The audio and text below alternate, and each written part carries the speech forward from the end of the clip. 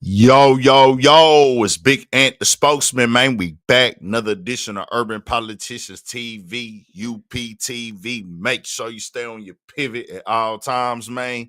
Had to come tap in and soak in with my people, my supporters, what is going down tonight, man. Y'all come up in here and get active. Y'all know how we do. We don't need no donations, but we need that participation. So I want y'all in here interacting. This and I'm gonna try my best not to stay on here too long tonight and just come get right to the stuff. You know how we do all the time. We be all over the place, and I be going here, going there, and I mess around and be on here for 7 hours or some, or 3 or 2 hours, 3 hours, whatever. Don't really want to do that tonight. Just want to get right to some information and telling y'all what it is. I don't care about y'all feelings and opinions. We're gonna speak the facts. Uh, and the reason why I'm doing this, y'all, and speaking on this conversation, because this is a part of my culture. It's hip hop, and this is black culture. This is nigga culture. This is nappy nigga hair culture. And one thing I don't like, and I want this to be clear. I don't know Adam personally. I don't know Vlad personally. I don't know any of these nigga needers personally. But when I hear them speak about my people that come from the same lineage as me, and I know as black people, we have been trained and manipulated to not be on code, to not have each other back a lot of the times. They used to, for sure, back in the day. But now when you talk like this, a lot of black people will say, oh, nigga, you on some Malcolm X stuff, or you on some Martin Luther King wannabe stuff, or all that old woke stuff. They downplay it. But guess what? We are the only group of people out of everybody that don't move on code. I want you nappy-headed, hard-headed niggas, every type of nigga who looks at this type of stuff when you start talking about gatekeeping, or just at least getting the factual narrative out about yourself, how no other group of people or genre or culture operates on that type of time. Tell me who. The Asian community don't move like that. They're going to move in accordance and in unison with amongst each other. Partnership, protecting each other, sharing resources, nepotism, economically, all of that. Do they have their beefs too? Of course. Do they have their issues and their dramas and their violence and everything too, and gangs and murders? Of course. You doggone right they do. But when it comes down to it, they gonna move in a certain type of structure. We don't even got to get into the Hispanics. They do it at a very high level. I respect it. I salute it. Very honorable of them. We already know what the Jewish community does. Do we need to get into that? Do we need to get into that? Do we need to get into how they move? Because niggas try to turn a blind eye to all this stuff. And now it's, hey, let the white man tell you how to think. Look at this dude. He tells you niggas how to think with the devil tattoo on his hand, the upside down cross on his face. This is the guy that y'all allowed to tell y'all how to think and let y'all tell y'all whatever he wants y'all to think, feel, how to move, play in your face, because he can cut you a check and he got a big platform. Hey, you niggas move like this with him. Let me tell all you niggas something. If this was a black man that ran no jumper, I want real answers in that chat right now. I want real answers before we get to the stuff. I want real answers, because this is for the people. I just want the answers, and I want them to have to wear this too. All of them. Because y'all verbiage comes off as entitled. Your verbiage comes off as, I'm tripping, or niggas just be tripping when they calling them out on they BS. If that was a nigga, all the LA niggas, I want my LA niggas to be real with me. Are you letting a nigga from Louisiana, a nigga from Georgia, a nigga from Florida, a black American from Texas, Houston, Dallas, Austin, a black American from Chicago, can he move out to LA, set up shop, and do what this white boy did? Yes or no? Yes or no? I want yes or no answers, man. Can a nigga from New York, a black American, move to LA and do what No Jumper did and had everything that has happened in the realm of this as of late? And there's a difference between him and Vlad here. Vlad platform is not 80% based on LA gang politics.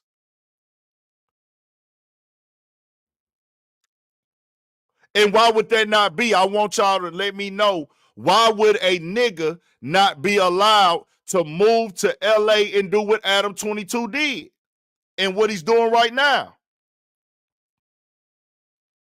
We know the answer, but tell me why not? Why is that? Why would they not let a nigga do it? Why would the guy say, hey, bro, where's this nigga from? You not from here. Pull up on that nigga. Get on him. We gonna run him out of the city. Why would they do that, y'all? Because we want to educate tonight. And the white guys that are going to watch, I want y'all to know, Adam22, he watches this shit. Vlad, he watches this shit. All of them white boys, they watch this shit. Y'all can learn something today that y'all already know. We'll reassure you how you have white privilege. Why would they not let a black man come do the same thing that a white boy does? Why? Y'all ever found that weird? I want answers, man. Somebody let me know. Yeah, he's from New Hampshire. He's from New Hampshire. Do we know why? Does anybody know why a nigga can't move to LA, or a nigga can't even come to a lot of cities and do that? We not even just gonna put it on LA. Hey, I'm just asking. Why is that?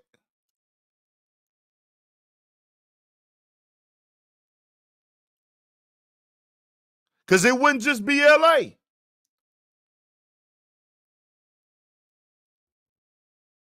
If a nigga came from another city and did what Adam is doing in LA, if a nigga, I'm talking about a black man, came to Houston or Dallas or a different city, a black man, and ran his platform the same way that Adam's been running his these last years, and then everything happened with the federal indictments and the federal investigation, if all of those things went on,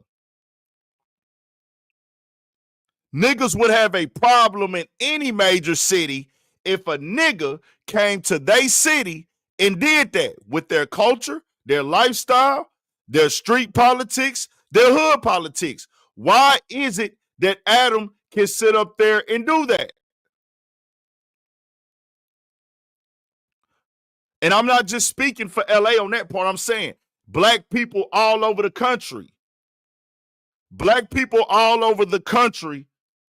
Why would you not let a black, every city, but I'll specifically stay in LA right now because he's in LA and that platform is based off of the LA politics. You know, I've learned more about gangbanging just by being on the internet, and I say the last 7 years than I've learned in my entire life. Like, you know, you knew about Bloods and Crips. You know, we even got Bloods and Crips out here in H-Town. You never really got into all the details in it. You knew they had different sets or whatever. Do y'all stuff, whatever. But like now it's all broadcasted, broken down detail for detail, prison politics, prison fights, who get along with who side with who, whatever, all this shit, right? And nobody's came up with the answer yet. I'm going to tell y'all. Why. In a lot of these cities, now I want to say this. A lot of these cities They're not going to even allow a white boy to get to this point. They're just not. I would like to say Houston is one of those cities. Our tension in the South is a little bit different than what it is out west, in certain other parts, even the East Coast. Our tension in them layers, and you know it's so crazy because these guys don't like to have these conversations. They don't want to have these conversations. They're uncomfortable. This is the stuff they don't want to talk about. Y'all want to know why? Because nobody gave me the answer yet. It's unidentified self-hate. Unidentified, unrecognized self-hate. Anybody who tells themselves the white man ice is colder, you really hate your own people and don't even know it. See, it's a difference in saying, hey, I'm not going to play with these white people because these white people, they going to take it all the way through there. Or you just doing shit to niggas because niggas is who you around. Niggas is in your jurisdiction. That's why black on black crime is not real. As I've told y'all before, y'all know y'all done see me with the T. It offends a lot of y'all. And I'm sorry about that because I know that I don't get to explain it to you in that moment that the black on black crime isn't real T. I didn't get to explain it to a lot of y'all, and y'all don't really get it, where they came with that narrative like black people are killing black people only, when really black people kill black people because that's who their peers are. That's who they live around. That's who in their proximity. That's who in their jurisdiction. And what are people killing over? Mental issues, beefs, drama, who they interact with, societal problems. So if I live around all black people, I'm going to kill a black person when the murder happens. That's why when you go to Mexico, it's Mexican on Mexican violence, but they don't call it that there. And I want this to be clear. There are more murders in Juarez, Mexico, and Mexico City every year than there are in any city in America. There's cities in America, in this world, that have more murders by their own people killing each other than they do in America. But guess what? Guess what happens? Ours get highlighted. Ours get thrown and put to the media. Ours get packaged up and sold and becomes a form of entertainment. So you can make it black on black. Do we have a problem in our community kill each other? Yes. Do we kill each other over petty stuff in our communities? Yes. Do we have a lot of issues in our communities? Yes. Do we need to get better in our community? Yes. Are we killing people probably more than some other people in certain situations in our community? Yes. But when white people kill people, they're going to be white people because that's who they associate with. That's who they deal with. That's who they interact with. That's who they have issues with. That's who they live around. Same thing for Asians and any other group of people. So I said all that.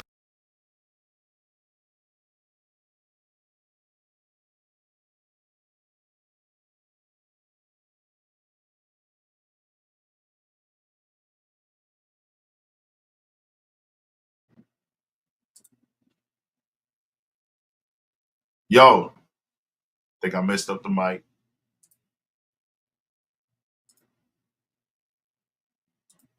We back. We back with the audio. The audio back. Audio back. Mic check. Mic check. Mic check. Mic check. Mic check. We back. Mic check. So we here to educate, my nigga. I'm not here to let nobody tell me how to think. I'm not here to let no white person come over here and tell me how to feel about the truth or how to think or what the truth is. Especially this motherfucker. I put that in the title because it's true. He lied. I can't play the video here, but if y'all go watch his latest interview with Vlad, and y'all go look this up yourselves, I can't play the video here. He tells Vlad he never really took the cease and desist interview down. He never took it down. And for people who do YouTube, you know what this is. I can't play it right here.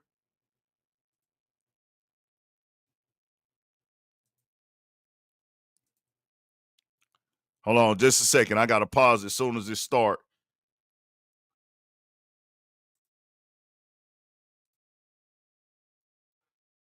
So I can't play this interview. This is Vlad's interview. Vlad doesn't let you use his content. Adam22 on feds approaching him. No jumper mentioned in Big U's Fed paperwork.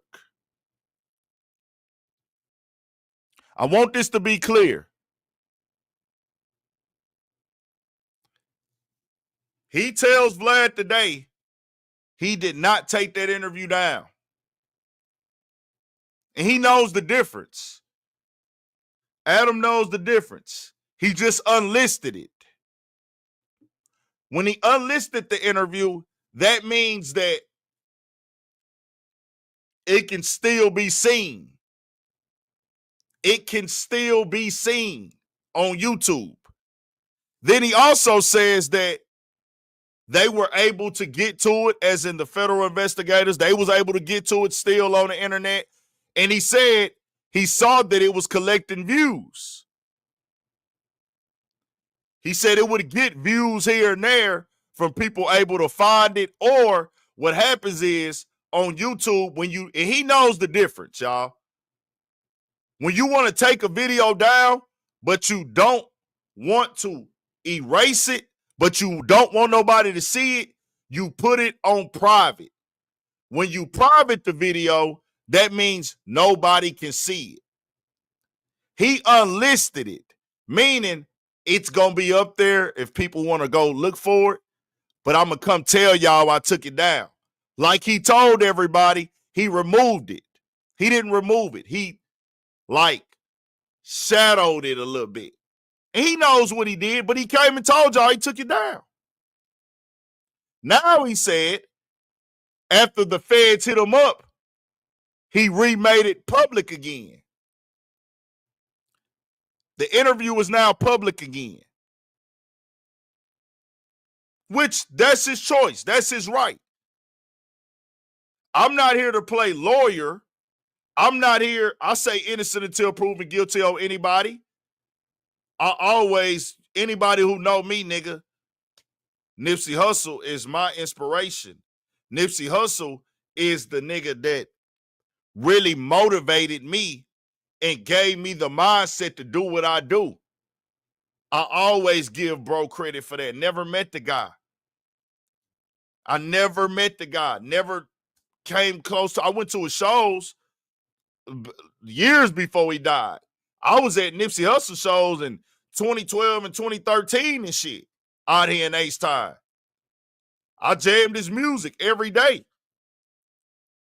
It's crazy because I was a nigga that was like really listening to the Nipsey, and I was like, bro, this nigga doing this shit, bro. I'm going to start this podcast, and I'm going to start this YouTube shit and this media shit. And I'm going to start this lifestyle. If Nipsey can do it and he telling you the keys to it, I'm going to do it. So I'm just letting y'all know how much respect I had for Nipsey program and situation. Nipsey was really working in the community, giving jobs to people in the community, inspiring people in the community. This is a fact. This is not a debate. Really buying back the block, painting different perspectives to brothers who might have not never seen another way, pushing as much peace as he could. Now, I said all that to say this. What's ever happening with the Big U investigation And Nipsey now, as we know they are investigating it, I'm going to say innocent until proven guilty because I haven't seen nothing that confirmed nothing. I see everything on the internet. I hear the interviews. I hear everything. And most definitely condolences to Nipsey family and friends once again. But I can't convict nobody from this seat. So I say that to say this.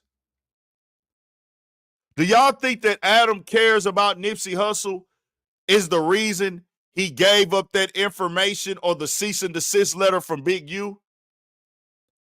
Do y'all feel that Adam22, when he gave that video or the cease and desist letter or information that they asked for, because Adam's a liar, y'all. He's a liar and a manipulator. I told y'all already. On this video that dropped today, Adam22 tells Vlad he never fully removed that interview. And he also said, hey, you could still go listen to the audio version the whole time. He said, I think we never removed the audio. So he didn't care about taking that interview down. Adam is a dipshit and a degenerate.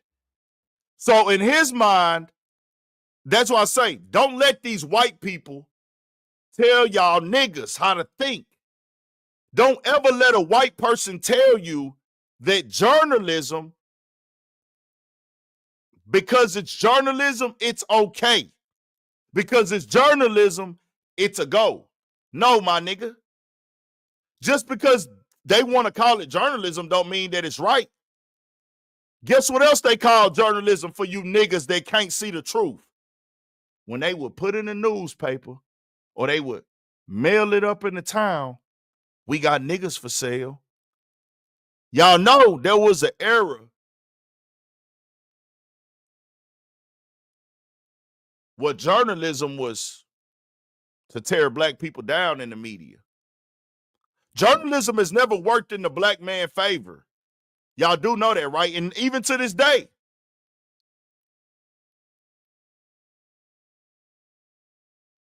Y'all do know that, right?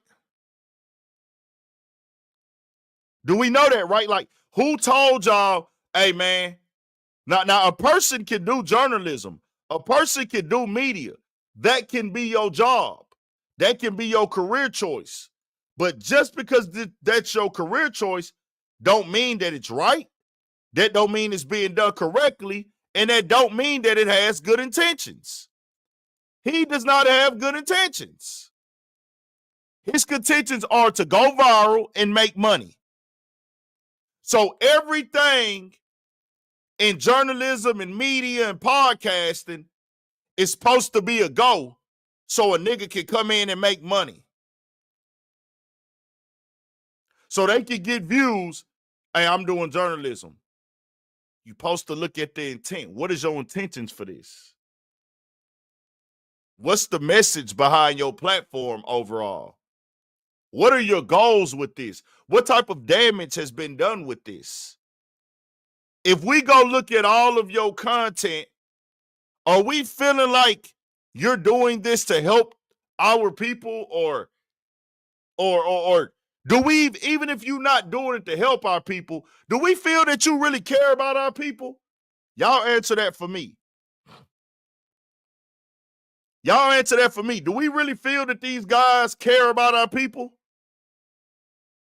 Do you think that they care about the intentions or the narrative of helping black people? I want to say this again so y'all get the message tonight.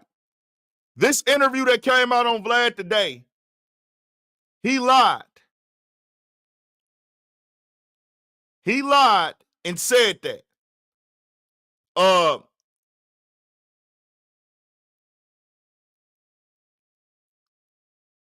He unlisted the Big U interview.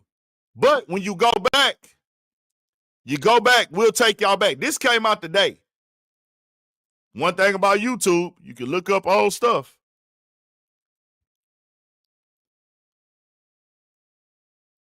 just so you'll know he got the content.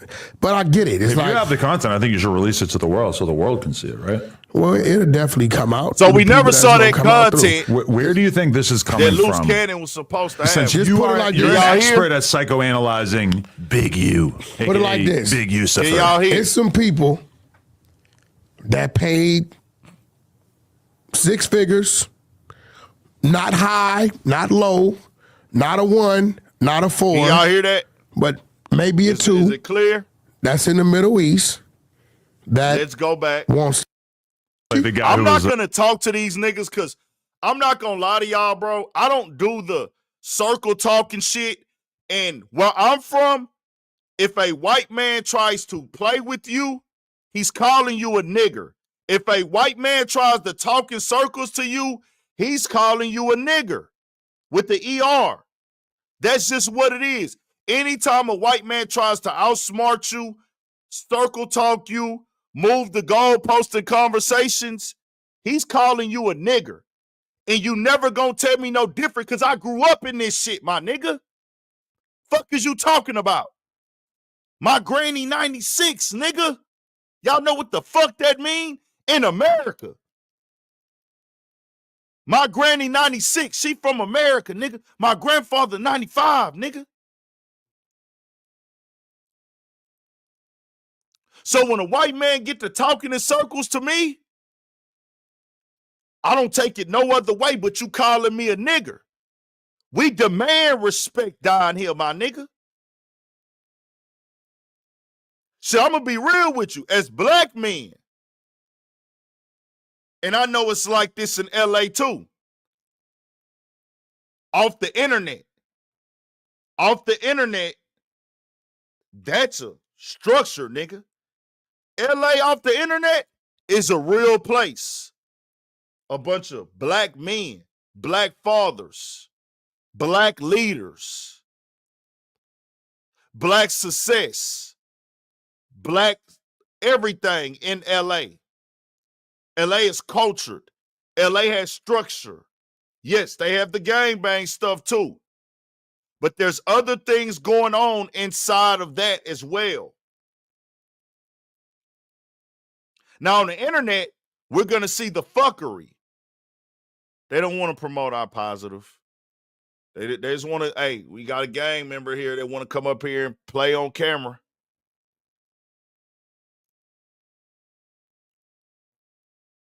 And we're going to let them do it.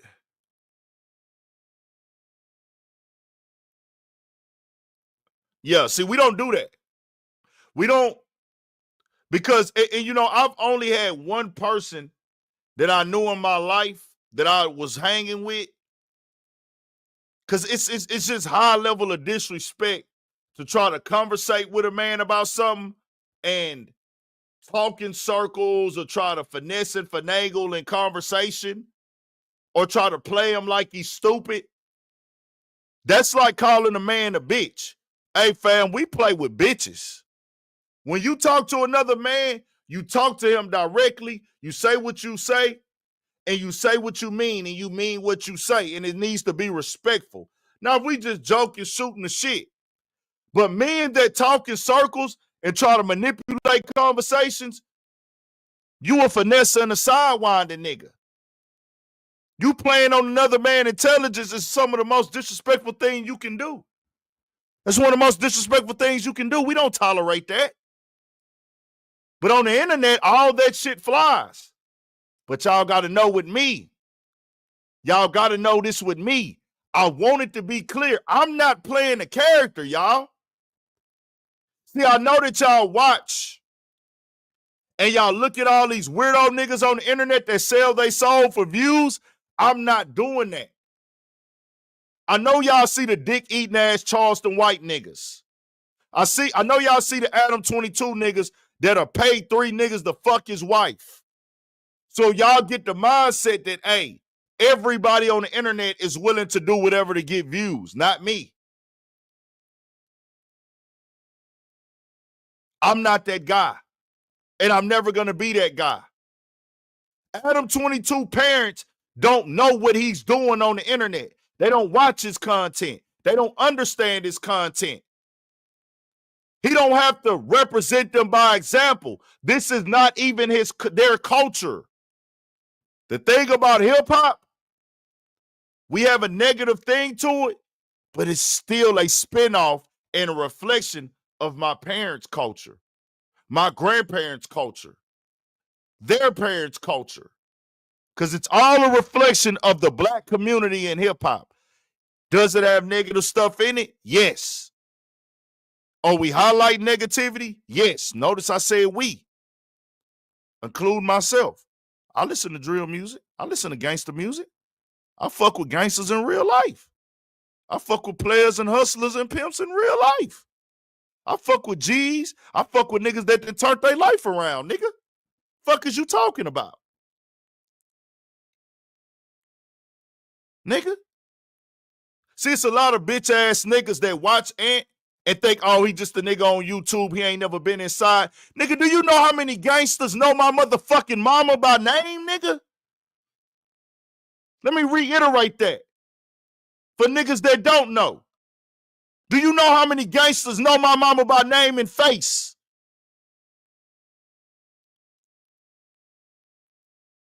And that's not a flex. That's just a fact. Do you know how many good black men and fathers and neighborhood people know my mama? Because we from the culture. We from the community, the black community. We all intertwined in this shit in the black family, my nigga. You gonna have everything in your family. You gonna have everything in your community. Niggas you went to school with that turned out to be gangsters, they remember your mama dropping you off at school or picking you up after basketball practice, nigga?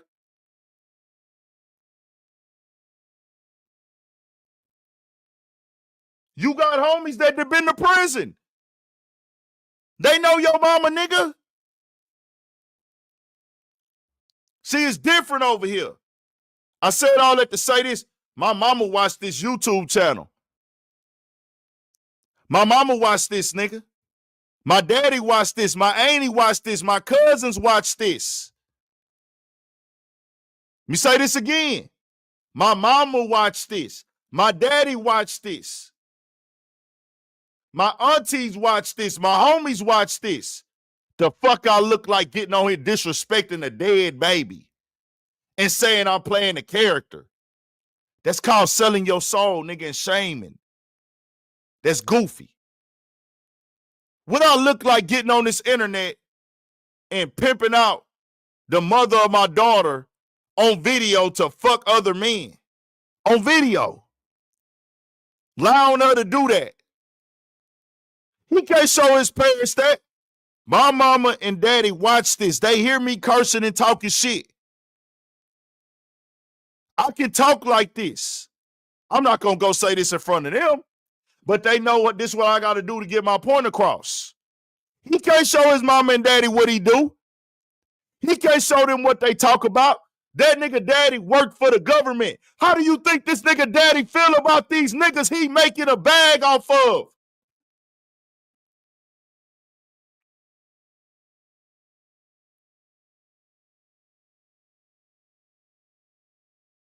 Let me ask y'all that again. How do you think this nigga daddy who worked with the government or older white man and his people, his white family, feel about the niggas he working with? I'm gonna need some answers.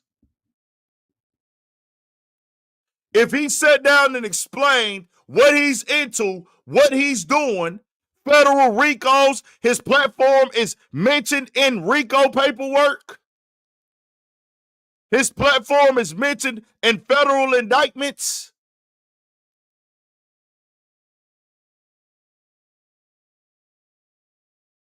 If his daddy knew exactly what he was doing, what do y'all think he'd say?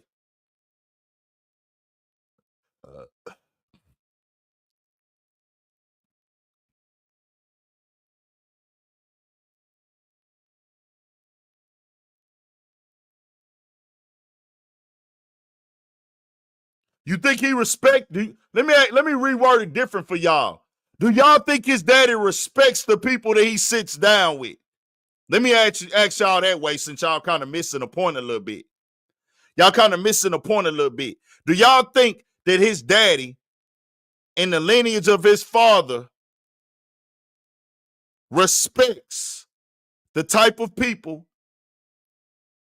and cares about the type of people that he sit down with? All right. I just wanted to make it clear. Now let's move on to this other situation. Now, Adam told Wack last year he took the interview down. She's black? Yeah, she's white, but she's black. Let me know if y'all can She's hear. a sister. Wow. She's white, but she's like the guy who was pranking Good somebody. audio, yes or no? Give me a. I've been Let me following know Just what it D-Dub. is. We'll sit down with D-Dub on the CEO show. No jumper, we need you. We've talked for many years. That's the homegirl. About doing content, but we never really got around to She it. don't with you because you white. You think that's it? She with his brothers. Justina Valentine. That's our homegirl. No echo. We Yeah, good. you know, infiltration. Hit that like button and turn us up too, man. We need 50 we likes. infiltrate. Man. Really need Content all the 100. time. We It's need been a 100 while. likes. I like the red hair though. Now let's She's listen. big. Check her TikTok followers out crazy. She's for sure. Check her TikTok followers out crazy. And go stream her on all platforms. Her music is crazy too. Yeah, she got some fire ass. Let's get to this Claims and loose cannons claims, I guess, on this on real podcast. quick. And after you, What's that? a topic that I'm sure will energize. Building So- with D-Dub. That's a Okay. fact. I got a topic that I'm sure will energize you. What's that? We received a cease and desist from Big U about some of your claims and loose cannons claims, I guess, on this podcast. And after having it evaluated by our legal team, they told us that they thought it was a Well, good it idea ain't for us that to it ain't remove real. the It's episode. just, it doesn't make sense to fight it. Yeah. Now, I'm going to bring you the content just so you'll know he got the. I want this to be clear. We never saw that content. Loose Cannon never provided proof of this FaceTime call. And this is unacceptable, bro. I don't care about that street shit. I don't care about that gangbanging shit. I don't give a fuck about no. Bro, I have to keep reminding you niggas that I am a man, a black man. I don't care about none of the tough shit. That's on y'all. Y'all live y'all life to show that y'all are tough. I don't. I'm never going to be seen as a tough guy. I never grew up doing that. I never grew up stepping and banging and none of that. But I am a man. But I do understand what done happened in our community, y'all. Let me let some more of this play. We'll get back to it. Content. But I get it. It's If like, you have the content, I think you should release it to the world so the world can see it, right? well, it'll definitely come out to the people that's going to come out through. Where do you think Never this is came coming out. from? Since Just put it like you're this. an expert at psychoanalyzing Big U, Put it like this. Big Lucifer. It's some people that paid 6 figures, not high, not low, not a 1, not a 4, but maybe a 2 that's in the Middle East that wants the footage. Why, I don't know. Now, these same people. Wait, Hold on. the footage of Nip or the footage of the Big U phone call? Listen to me. They want the footage of the Big U phone call. Now, how I know these people The Saudi government wants to own is this. not the government. Okay. These same people are the ones that been trying to buy that other footage for years. But I get it. It's If like, you have the content, I think you should release it to the now, told us that they thought it was Well, a good it idea ain't for that us it to ain't remove real. about some of your Want claims. this And to be heard, right? we received a cease and desist from Big U about some of your claims and loose cannons claims, I guess, on this podcast. And after having it evaluated by our legal team, they told us that they thought it was well, a good it idea ain't for us that to it ain't remove real. the It's episode. just, it doesn't make sense to fight it. Yeah. Now, So he said they removed the episode. He said they removed the episode. My lawyer said, you know, it'd be good for us to remove the episode because of legal issues, not because he thought it was the right thing to do, not because he cared about if it's true or not. This is the type of platform he has. He will let anybody go up there and say anything without proof. And see, everybody has their truth, bro. We get it. But you have to have a line where, okay, where your truth can be very detrimental to somebody else. Let me say this again. And I think that a murder or tie me to a murder or some super wild shit, I would think, hey fam, well, if that's a very tall accusation, you're going to have to come with some proof before I publish that on my platform. This is one of the biggest early rap platforms in the game. This is why our culture is so watered down, because all of the guys at the top will do anything for views or to go viral. And when you do that, you water the game down.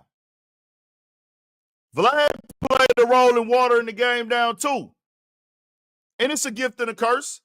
And I was kind of on the other side of the fence more at first when I saw that they were paying for interviews. I was like, I get, because I know like Alex Alonso was like heavily questioning people paying for interviews for the simple fact he said it waters down the interviewing in the media game and the concept to where we're going to all have to pay for interviews. And when you pay for interviews, people lie, they make up stories, they chase clout, they will feel that they have to answer a question even if they don't have an answer for the question because they're being paid. It kills the integrity of journalism. Now y'all see, for a fact, Alex Alonso was 1,000% right. Because all of these interviews and podcasts, dudes are getting on them and saying whatever they got to say because they can be paid.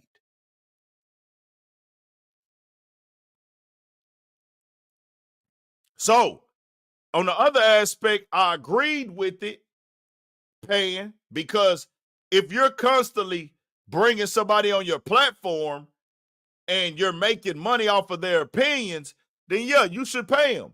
Vlad was somebody that had consistent guests, consistent people coming back and things like that. So I most definitely was like, yeah, I get it.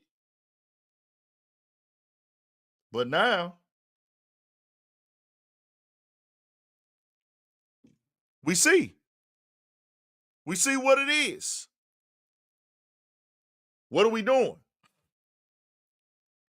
Everybody just looking for the money grab. They devalued the interview. Getting a big interview means absolutely nothing now. Nobody's looking. It used to be a thing to be able to see who was going to get that new interview that everybody was going for. Who had the platform they had to respect. Like your platform had to have that respect to get these interviews, or you had to be in the right place at the right time. Or your platform had to be the one, nigga, we want to go there. That's what gave No Jumper its early like stamp. He was getting those interviews, underground interviews, those interviews that people wanted. So that made other rappers feel like, well, damn, I want to get an interview over there too. And you didn't have to pay him. But the game got so watered down. You know, Vlad helped do that. Adam helped. Stay Cheese helped. Charleston White helped, because they got on here publicly discussing and promoting the pain of interviews. I'm talking about, they talk about it so publicly, it kills the concept and integrity of interviews now. If you would have just paid these people behind the scenes and say, hey, bro, I got you on the back end for this interview, but let's keep it private. Let's keep it understood. Let's keep it like a contract. Let's not speak on it because it's going to water the game down. Now it's out there. Not anybody is doing and saying anything so they can get noticed, so they can possibly get booked for an interview. Now, the good side of it is everybody can get a little bit of paper. That's true. So it's double-edged to it. It is double-edged because people can make money off for doing media runs. People can take care of their families. People can build up their YouTube platforms off of these things. This is true. So it's the other side to it as well. But I think in the end, it really hurt the media game. So Adam said that right there. They took the interview down. But today, he's saying we just unlisted it. So they never really took the Big U cease and desist down. He lied. Now, last year, he also told Vlad this. Right after it happened, they did an interview. This is a year ago.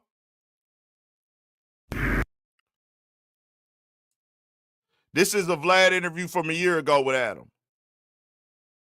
Can't play it, y'all. Can't play it.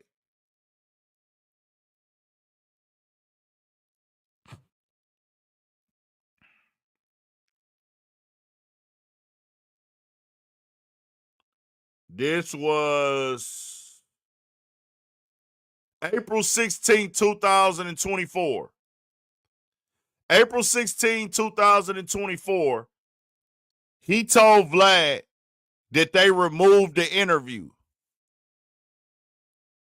They didn't remove the interview, and he knew. He knew they only put it to unlisted.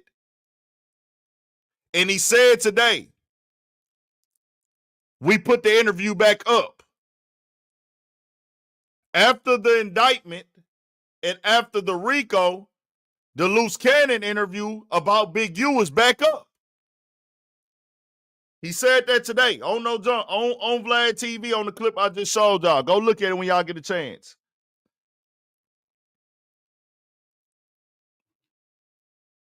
So he put that out there. Hey, man, yeah, we put that back up, bro. We put that interview back up now. Now, I want y'all to see this. I want y'all to hear the bullshit that he said when they talked about, is this that full interview? People is assuming that I'm saying Big U. This ain't the one with Wack. I gotta find that one. So Loose Cannon was pretty much a regular on the No Jumper platform. Here you go, right here. Is this the original one?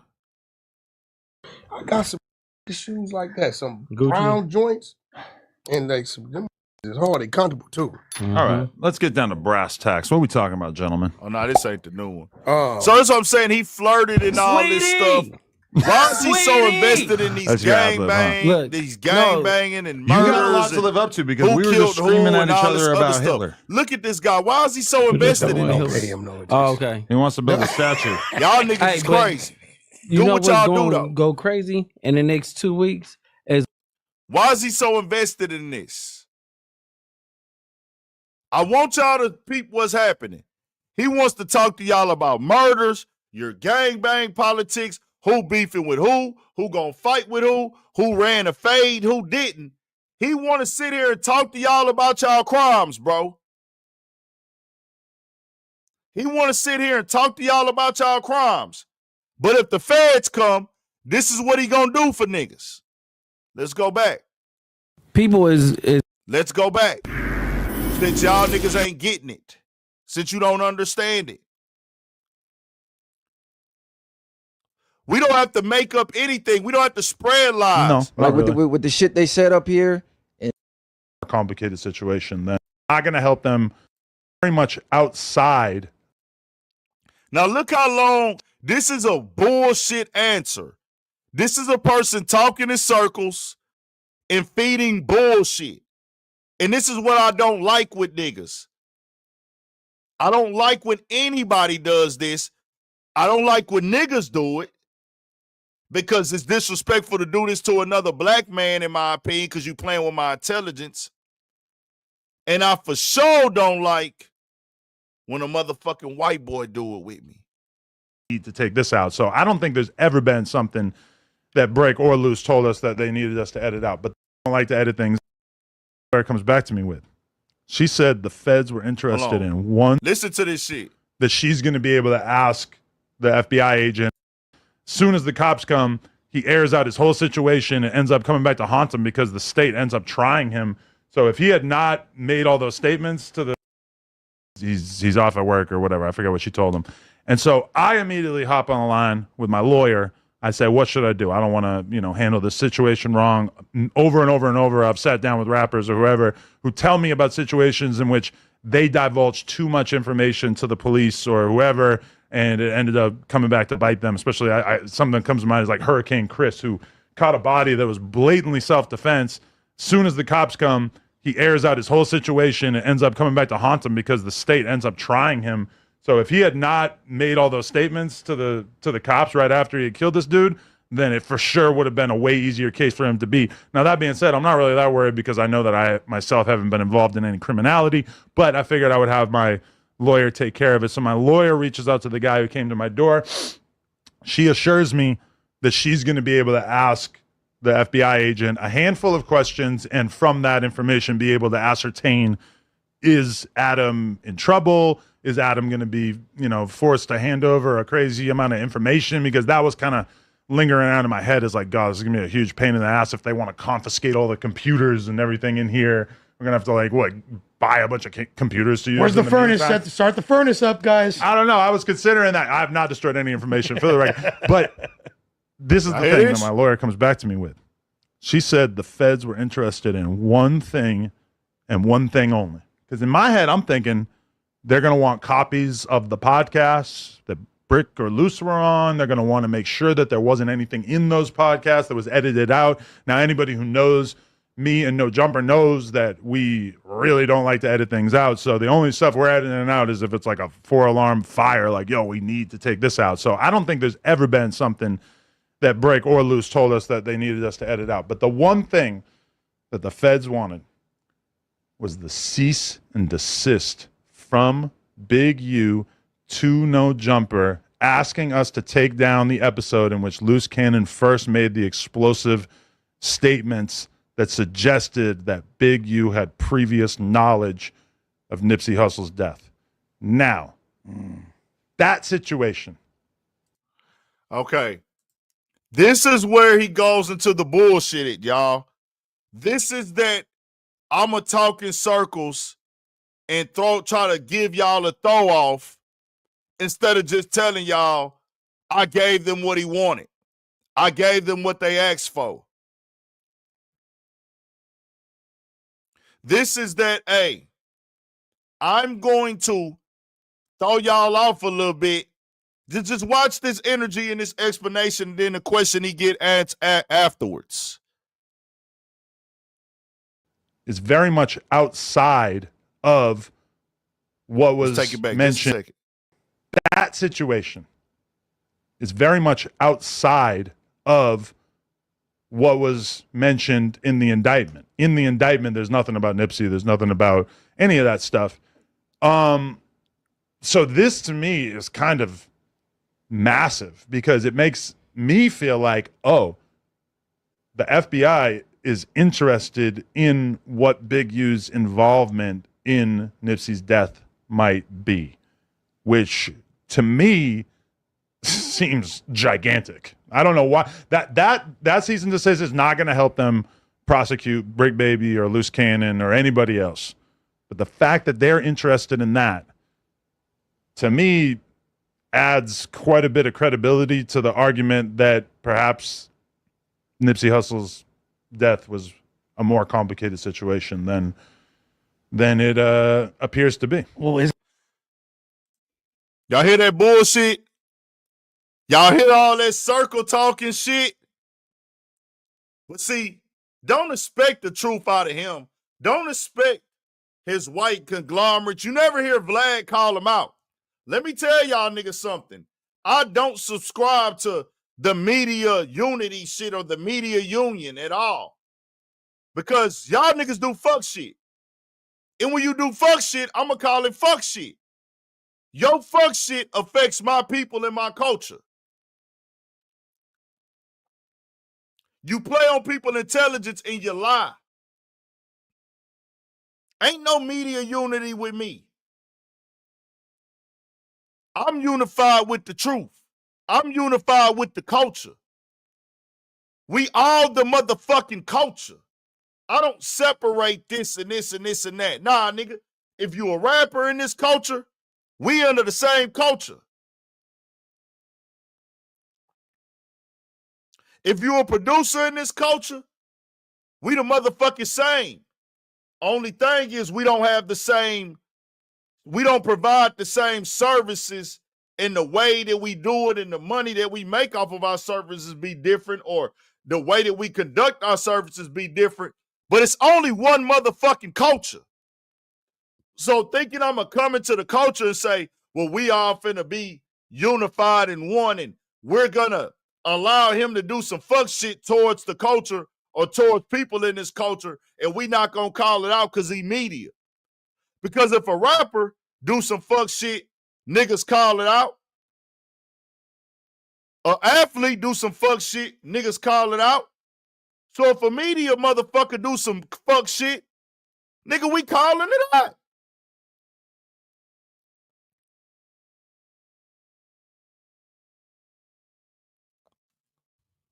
Now listen to this. Isn't that when this gave it to him though? Isn't We did hand it over, yeah. isn't this when that that wasn't? I mean, then Now watch Then the it, bullshit he tries to appears to be. feed. well, isn't that when this gave it to him though? Isn't we did hand it over, yeah. isn't this when Of course that you did. You didn't think that he wasn't? I mean, really, like, So it's safe to say you the feds. I'm happy to help the feds with talking about a document that we have previously discussed on here over and over, and which doesn't implicate anybody that I know or whatever. It's not like I know about Big U doing something illegal. Big U did something perfectly legal by sending over a document to us asking us to remove a piece of content. Now, for the record, it doesn't mean that this means that there's a full scale investigation into Big U's involvement in this situation. You don't feel like you played no part in them getting booked at all? No, Like not really. with the shit they set up here and you clipping it up. I mean, I get you live and people might be able to screen record, but some of the shit these niggas is saying, you sitting back, like even the feds probably like, I can't believe like these niggas is this dumb. Well, then you clip it up to reiterate what they said My instead of attitude is basically if somebody comes on the podcast and they want to live their truth, they want to talk about the things that they've been through, then it's none of my business to dig through each podcast and figure out what's criminal, what might come back to get them. Because let's be real, this is hip hop where a huge percentage of people's lyrics, songs, etc., are basically putting them in the mix and acknowledging that they've been involved with crimes. And when I'm sitting there and Loose Cannon's saying, because keep in mind, this is my first time even understanding that Big U might have had any involvement in any street stuff still, when Loose Cannon's sitting there and saying, yeah, me and Big U went to this weed spot and we got all this money out of them, and then Big U didn't split the money up fairly and yada, yada. I'm sitting there thinking, Big U's on that? Like, I had no idea that Big U would have been doing anything that could be considered extortion or payments for checking in, whatever. not a guess. In retrospect, I feel a little naive since he did call his podcast that, and he was talking about the checking in process pretty openly. you talked about mean, it like, Brick. Because on the at the end of Breakfast the day, Club. we see we understand the bottom line is the money. So at the end of the day, like you just said, if they come on here and you ask them certain questions and they're dumb enough to speak on that, yeah, it's partly their fault, but you don't think the questions you ask are strategically bringing certain things about them? Well, it's not like I could have even asked about that since I didn't know anything about that. This is why I don't let white people give me their opinion. That man asked you a direct question that was a yes or no. And he proceeded to talk in circles. Well, it's not like this. No, nigga, answer this with a yes or no. Do you feel like some of these questions you ask are incriminating? Why they can't never answer with a yes or no?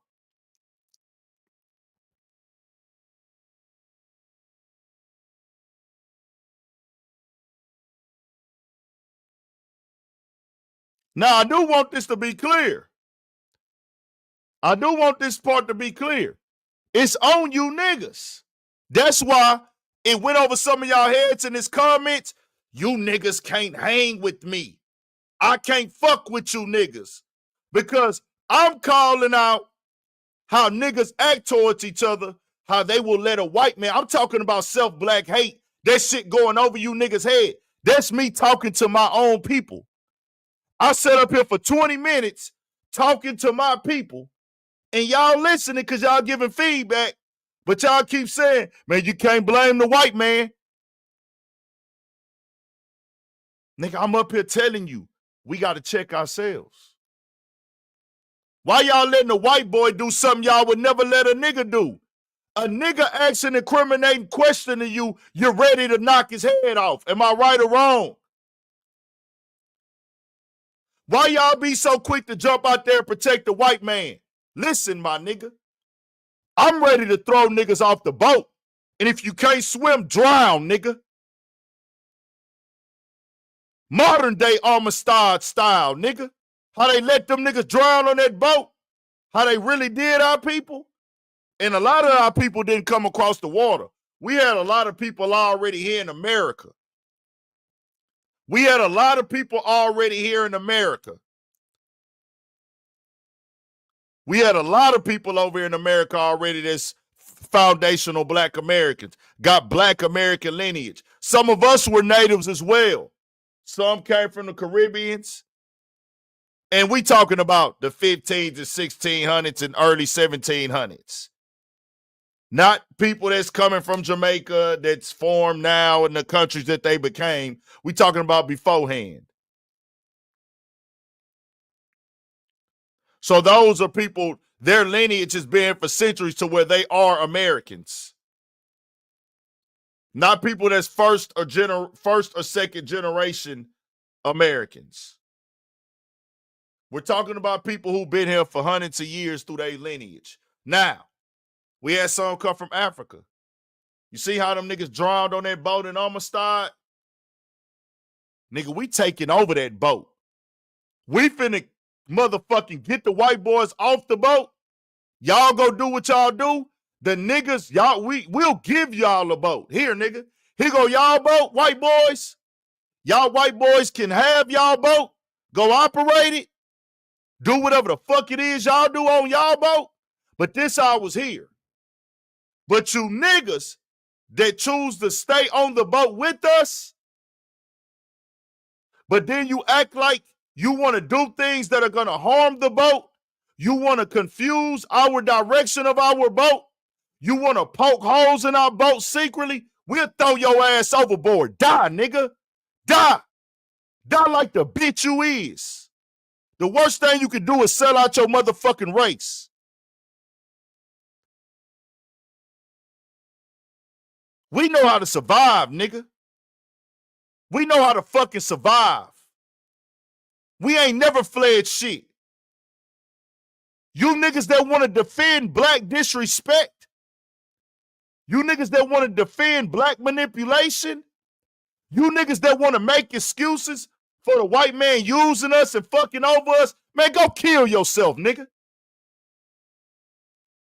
You niggas sound like hoes to me. Wouldn't give a fuck if you killed 1,000 niggas, my nigga.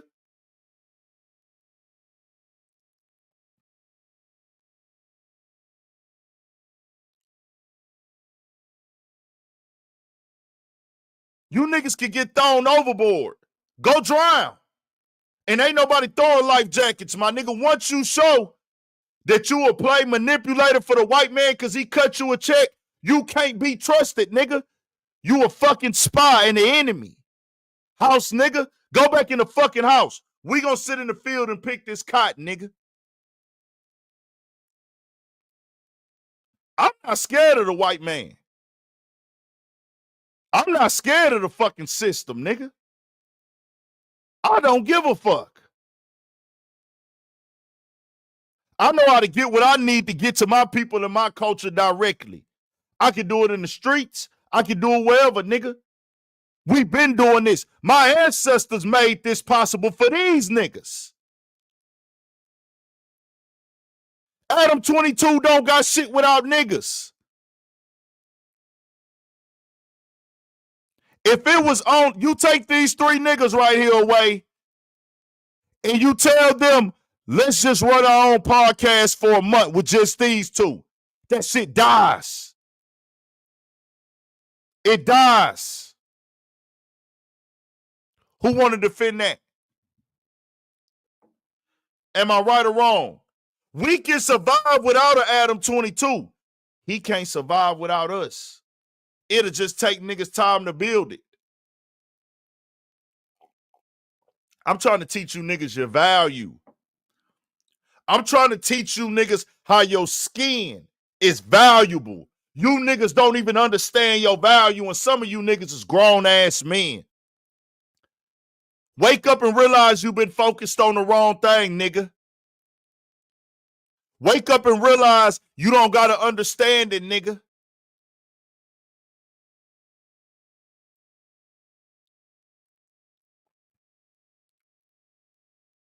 This is a federal podcast.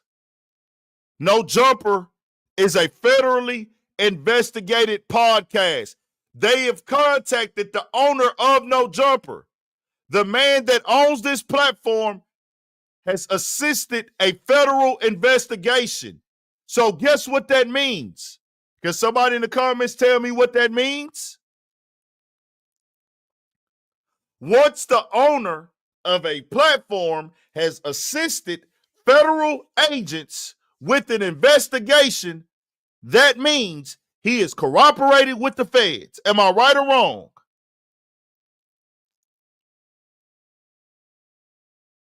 No Jumper's a federal platform.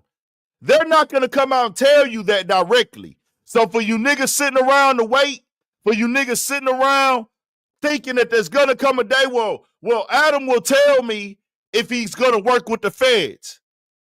He's not going to tell you in the way that you want him to tell you, nigga. He's not going to go, hey, y'all, Brick Baby, Loose Cannon, anybody else on this show, if y'all ever commit a crime and I know about it and the feds ask me about it, I'm going to tell them the truth. But he showed y'all that already. Y'all acting like y'all don't see it.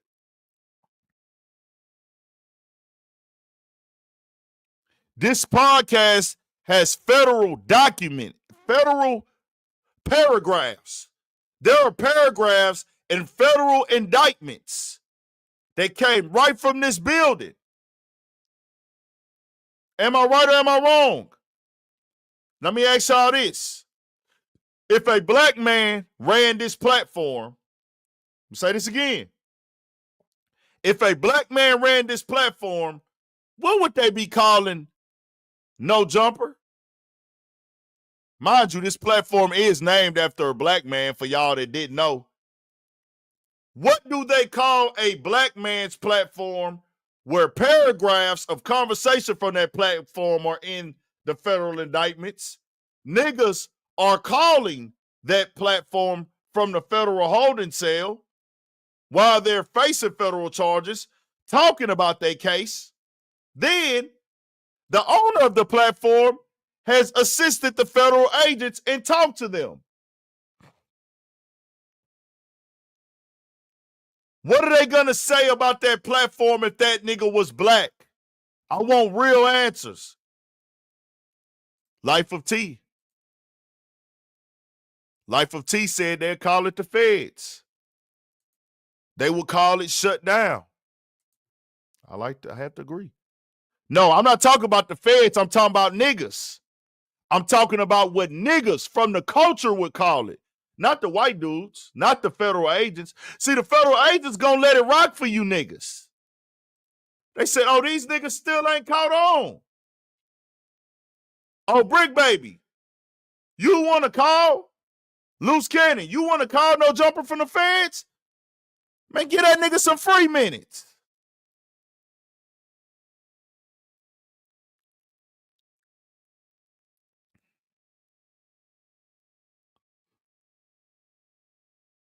Am I right or wrong? They would say, hey, man, that No Jumper shit the feds, nigga. I ain't fucking with that. Hey, man, that's a federal-ass platform, nigga. Man, they got them niggas in federal paperwork. It's not an opinion. It's a fact.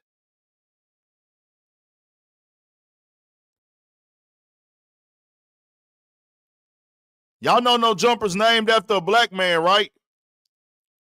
Y'all do know that, right? Yes or no? How many of y'all know that?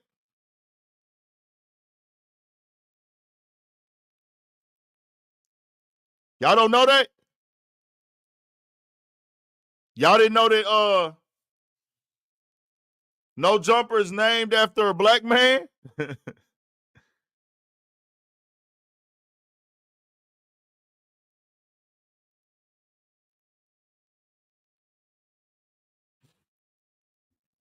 Balling like an athlete, but got no jumper. That's Gucci Mane. Balling like an athlete, but got no jumper.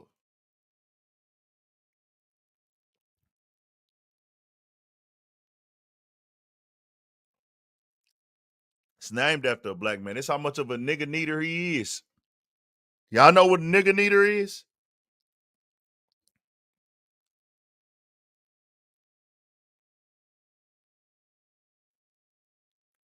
Urban Politicians TV, man.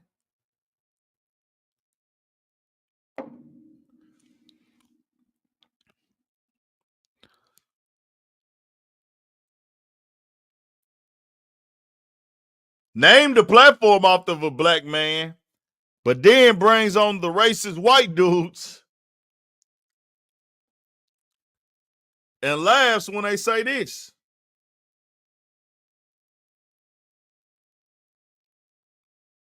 It's all crazy to me, man. Like I said.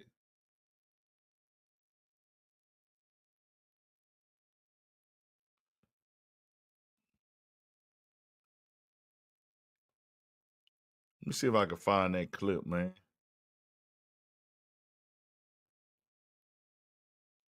I actually posted it on my page on Instagram, matter of fact. I'm tripping.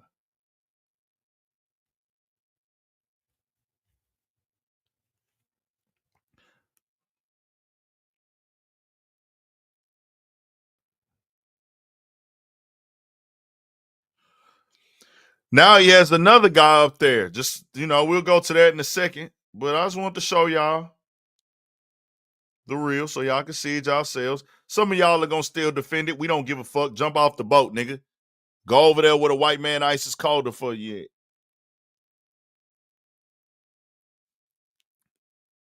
All my Crips were gone. Just like that.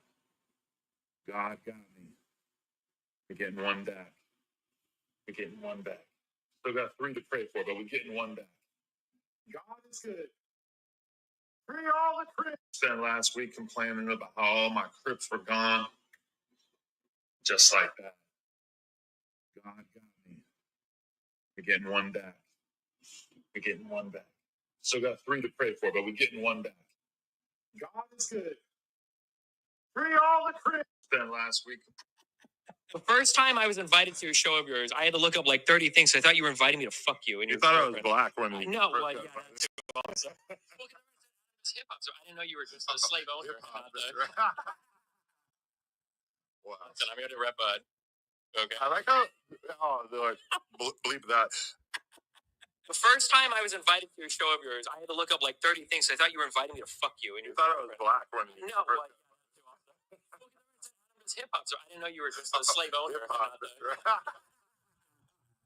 That's how I feel about you niggas. That's how I feel about you niggas. Shaka Harden, what do you think about that? Shaka Harden, what do you think about what you just heard?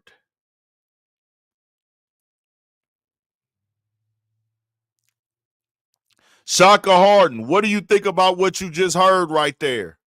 That's okay with you? 4 white dudes and he says, oh, you just a slave owner? How do you feel about that, Shaka Harden? We waiting.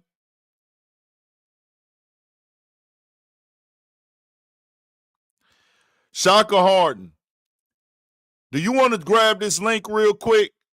Because it ain't really too much to talk about with this LeBron topic. You can come tap in. This is for Shaka Harden. I want you to come grab this link.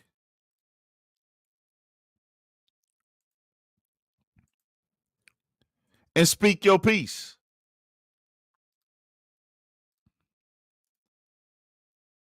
How do you feel about that, Shaka Harden? We need 50 likes. I want people to stand on a defending the disrespect from the white man.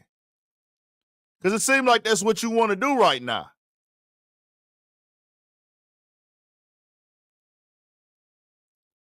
This is a federal platform. I'm trying to raise awareness to niggas. Niggas ain't gonna have no excuse.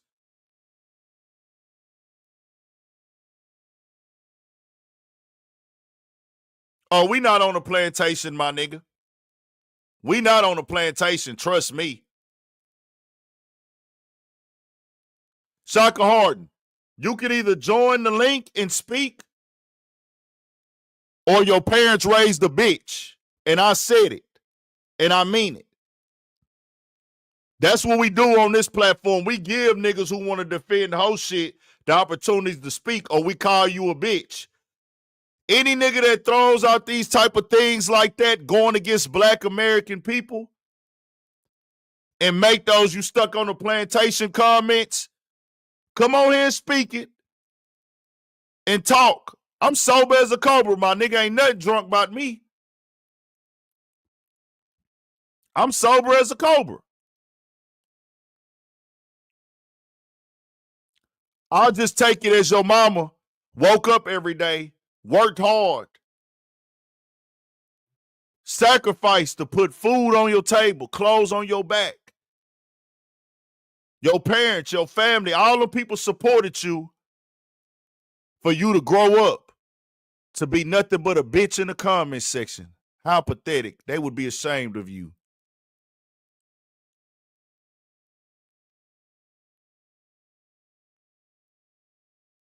This how we talk to niggas over here.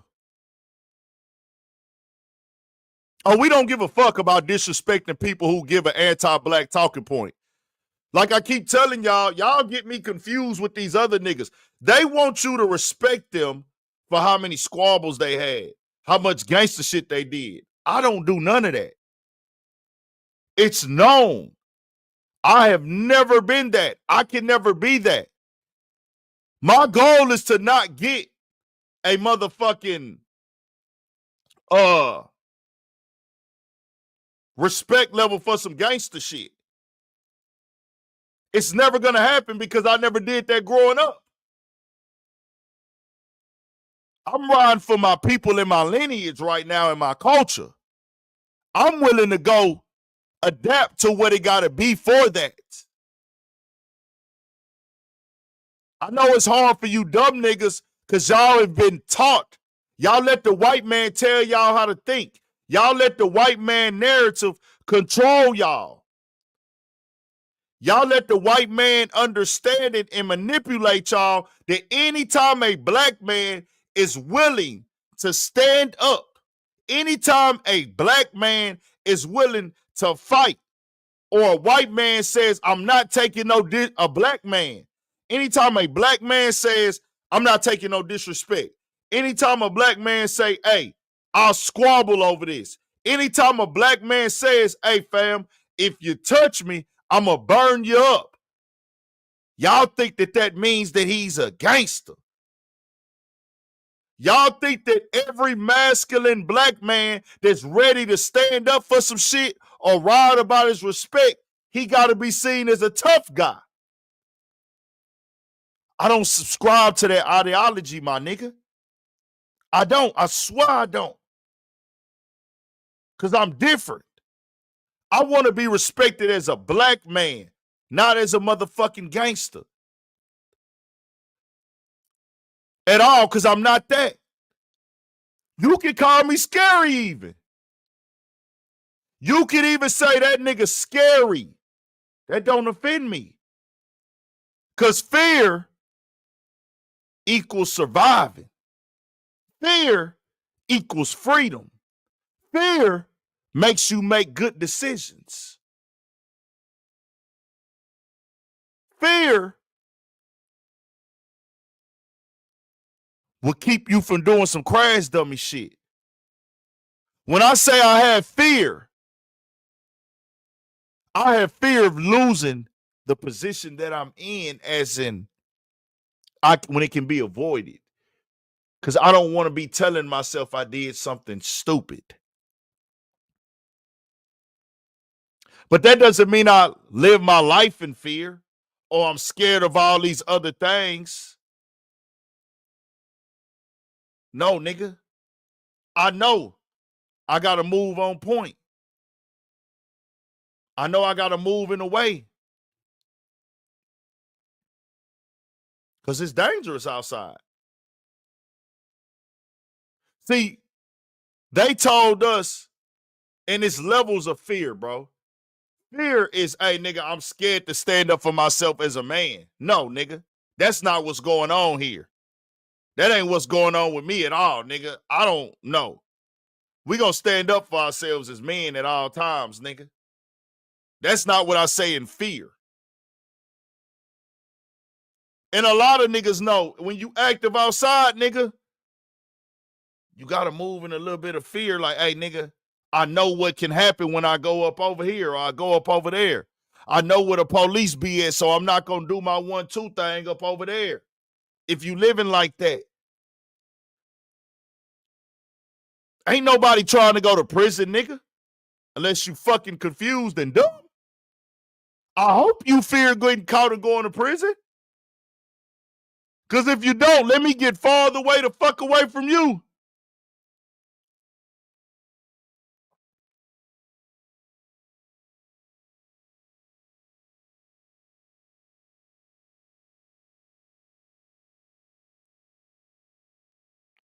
Just keeping it all the way 1,000.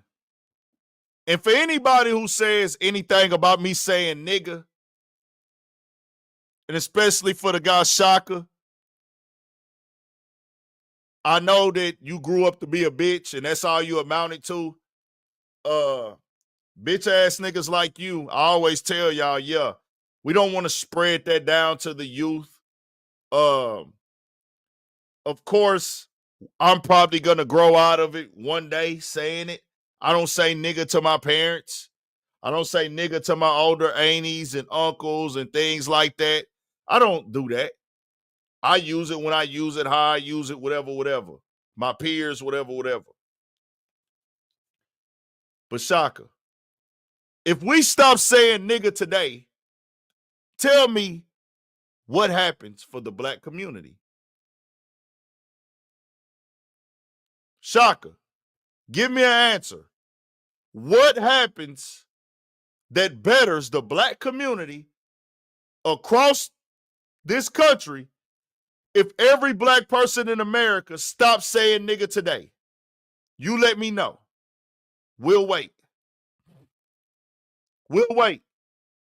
Shaka, everybody knows I'm not tough, my nigga. I'll drop the link.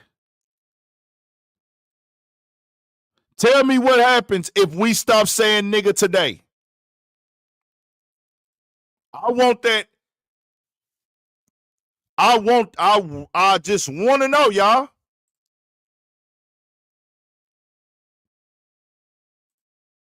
The link is dropped. We waiting. The link is dropped. We all waiting.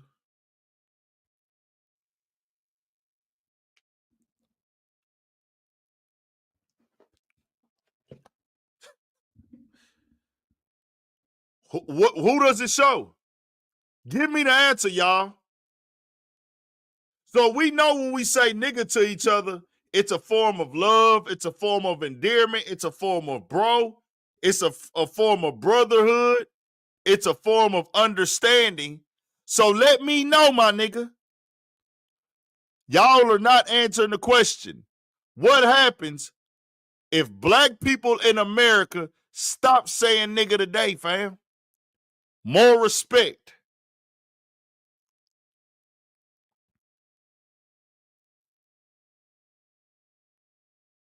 Respect from who? Who's this respect coming from?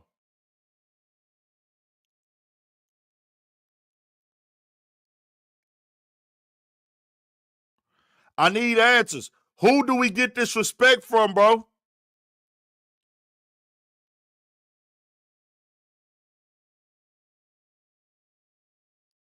So for the people saying respect ourselves, so you think if we stop saying nigga, so you say nigga to people that you, that determines the level of respect you got for people, whether you call them your nigga or not?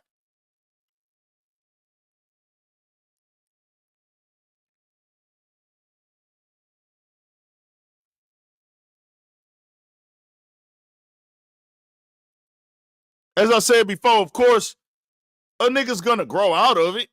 Of course, I'll stop saying nigga one day.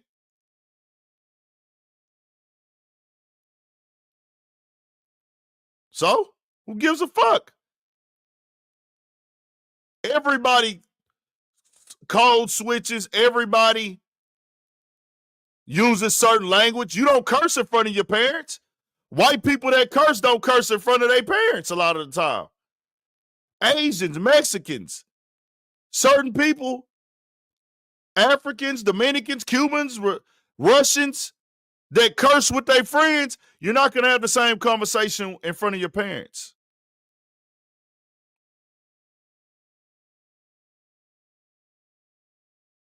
Of course I know white people. So I'll tell you this. GM Jr., cut your cam on in the backstage. I bet you good. You cut it off. You cut it off, G. Hey, bro, you got a shirt on, bro? Hello, now back up some, G. Make sure you got a shirt on, my nigga. No disrespect, bro. Okay, bet you good. You good. All right, you want to come on the cam or you want to, bet, I'm finna bring you on. All right. What's going down, man? Not much, man. Yeah. It's real talk. It's real talk. What you bringing, man? Sure. Niggas ain't comprehending this shit, you know? Well, like I say, bro, it's where you calling from? Pensacola, Florida. All right, shout out to Florida, man. So you was the brother from the side, man, and you know, it's brother. We don't all have to agree with everything, bro. We not gonna all have the same opinions. We all ain't gonna have the same lifestyle. We all ain't gonna have the same upbringing and background. But we do have to have an understanding of reality. You feel me? That's And true. it's brothers in Florida who get it. It's brothers in Cali and LA that get it. A lot of them. They just not on the internet. See what I'm saying? But the internet controls the narrative. Because if we start putting that camera on that real LA and not the antics online, the conversation will be very, very different. Yeah, that's true. That's true. I just want, yeah, bro, you got to cut that noise down in the background, man, I think, bro.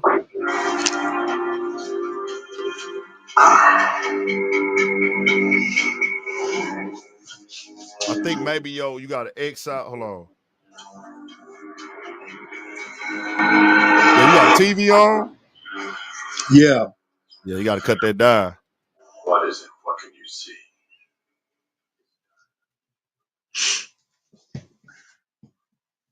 Yeah. Yeah, nah, so it's one of them things, bro, where we waking up and I'm just trying to spread awareness. Niggas can do what they want to do.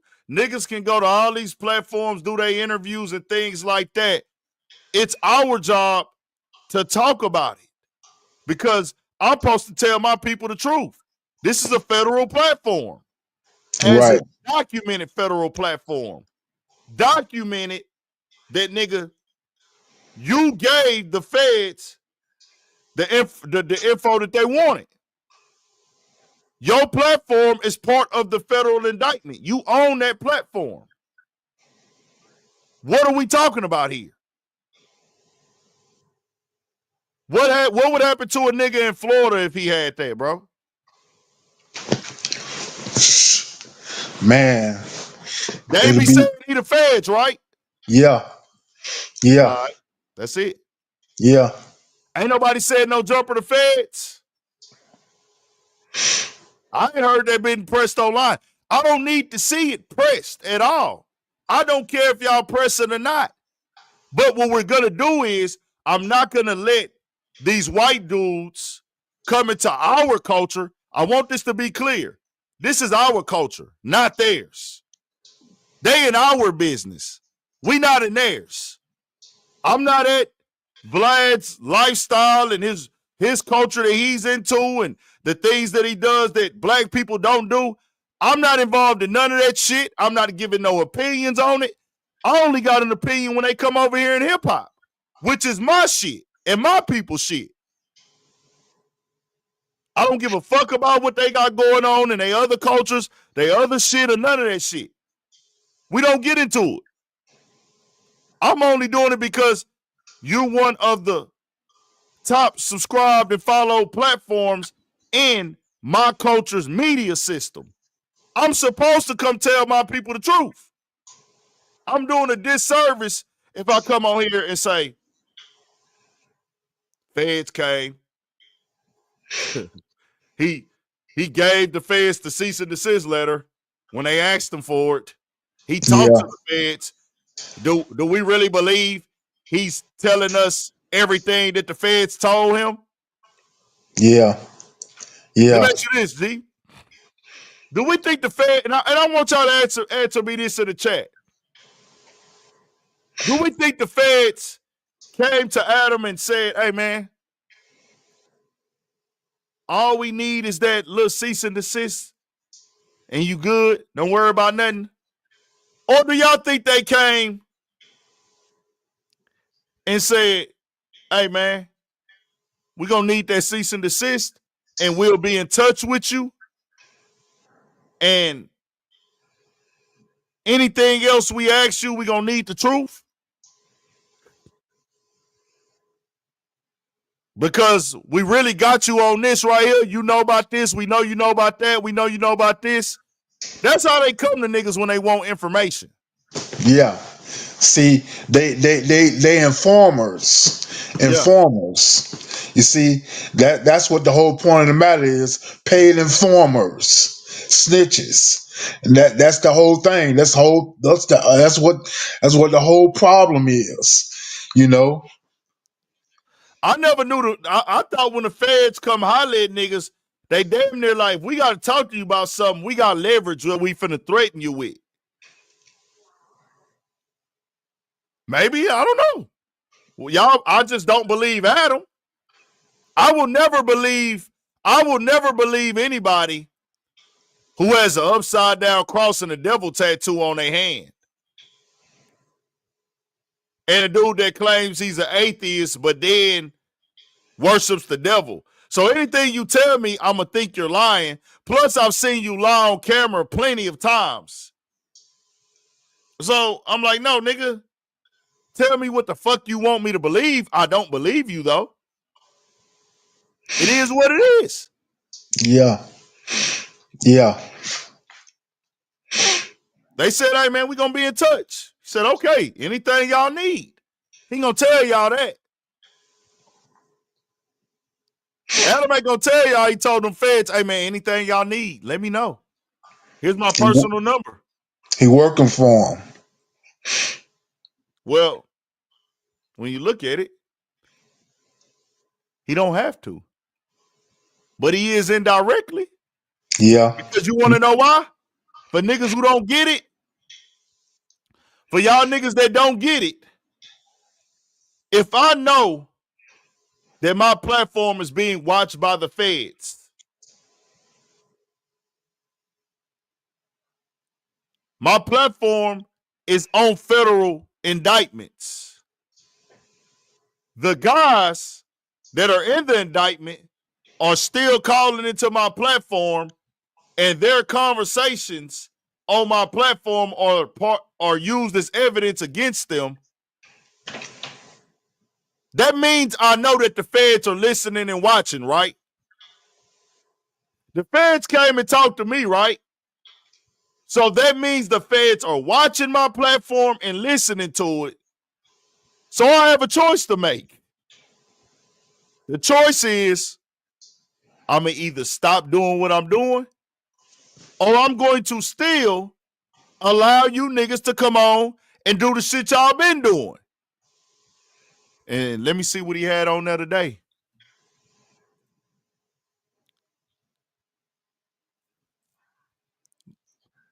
You got it, man. What's on the floor?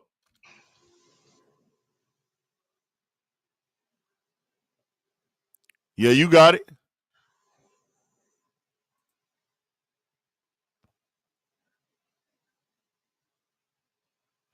So we got this guy.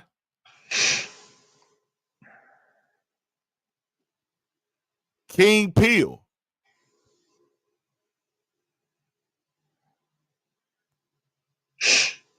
Y'all see him?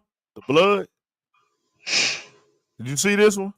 I didn't see it today. Somebody told me about it earlier. So when I see this, so you just got some issues with gang stuff and gang stuff being said on your podcast, and you go and get another gang member.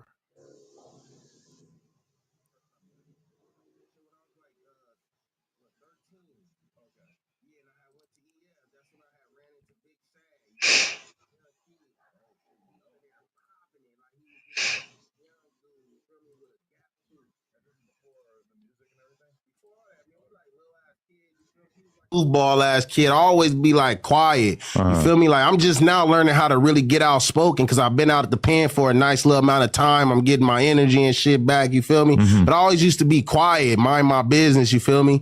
You know what I'm saying? So a lot of times people will think like you soft.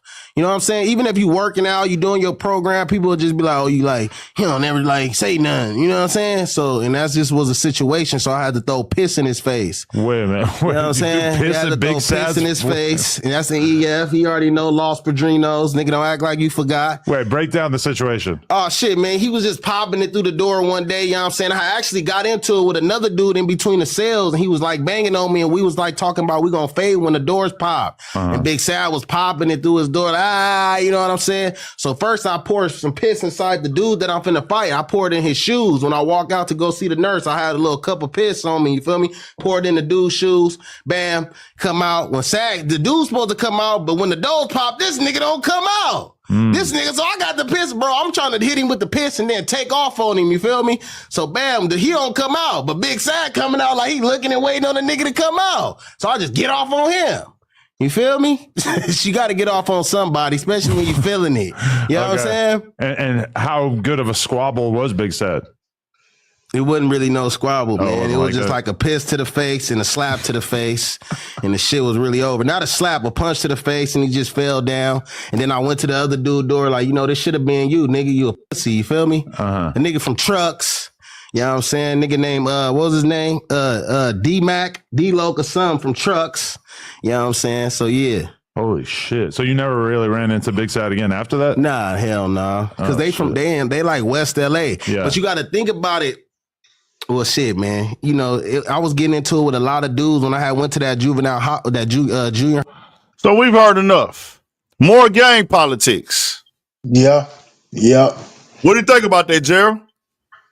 Yeah, that's that same bullshit.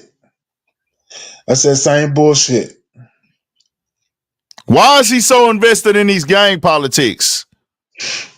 The information, that's what it is. So he can run and tell the feds.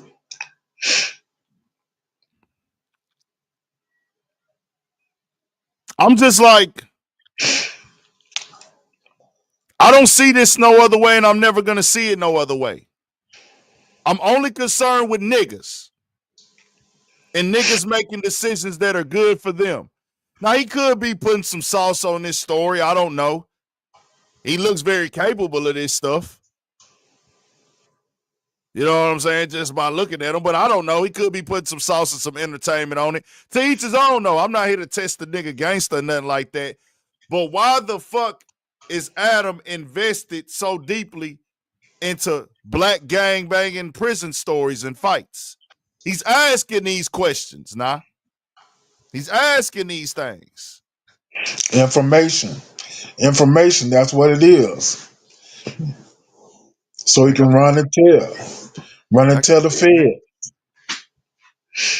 It is what it is with me. I could give entirely no fucks about how nobody feels. Don't care. I'm not here to let a white man ever tell me how to think. I'm never going to let a white man tell me how to feel. I'm never going to let a white man give me his logic, especially one who has an upside down cross and a devil tattoo on his hand and has paid people to fuck his wife. You can't ever tell me how to think, nigga. It won't ever happen. So anybody else who operates in any way different, I'm not fucking with it, bro. Do what y'all do. I give 0 fucks. We standing on the real shit here, my nigga. Y'all keep doing what y'all do. But let me move on. Did you see what happened with Isiah Thomas and LeBron? No. Man, they wouldn't let me get on my fucking Twitter for some reason, man. Hold on. I think it's on YouTube somewhere.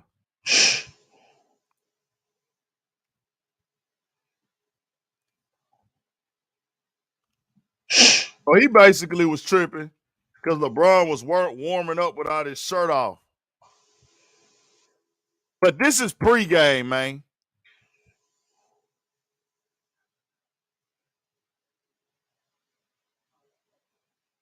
Let me see. Hold on.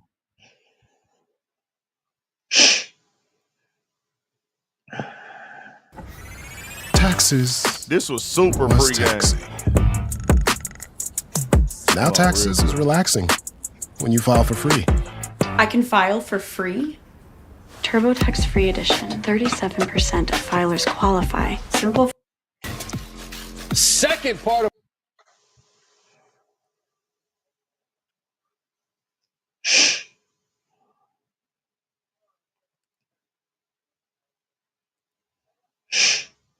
our doubleheader tonight, LeBron James going to play. So LeBron is working out with his shirt off.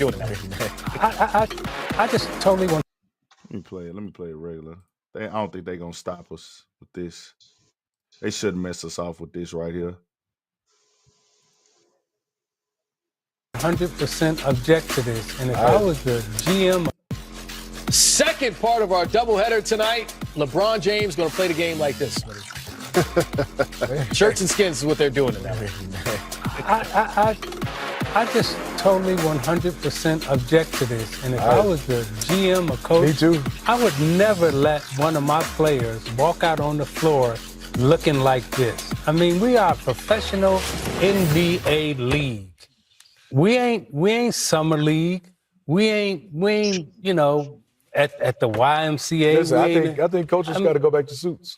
Absolutely. I just mean absolutely. I just think college and pro. I just think the professionalism in our NBA league has diminished so much.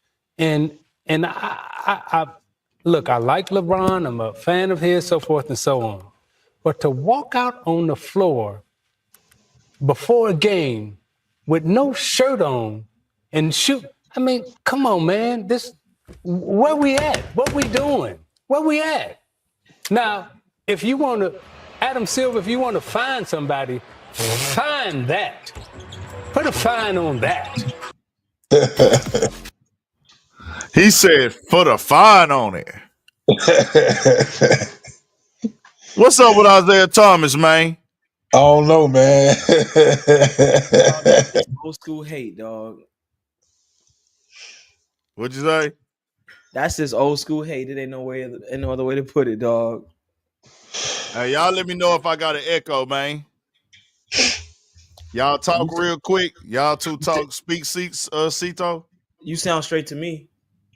Okay, I'm trying to see if I got to tell everybody in the chat if they picking up y'all on the echoes. We all clear.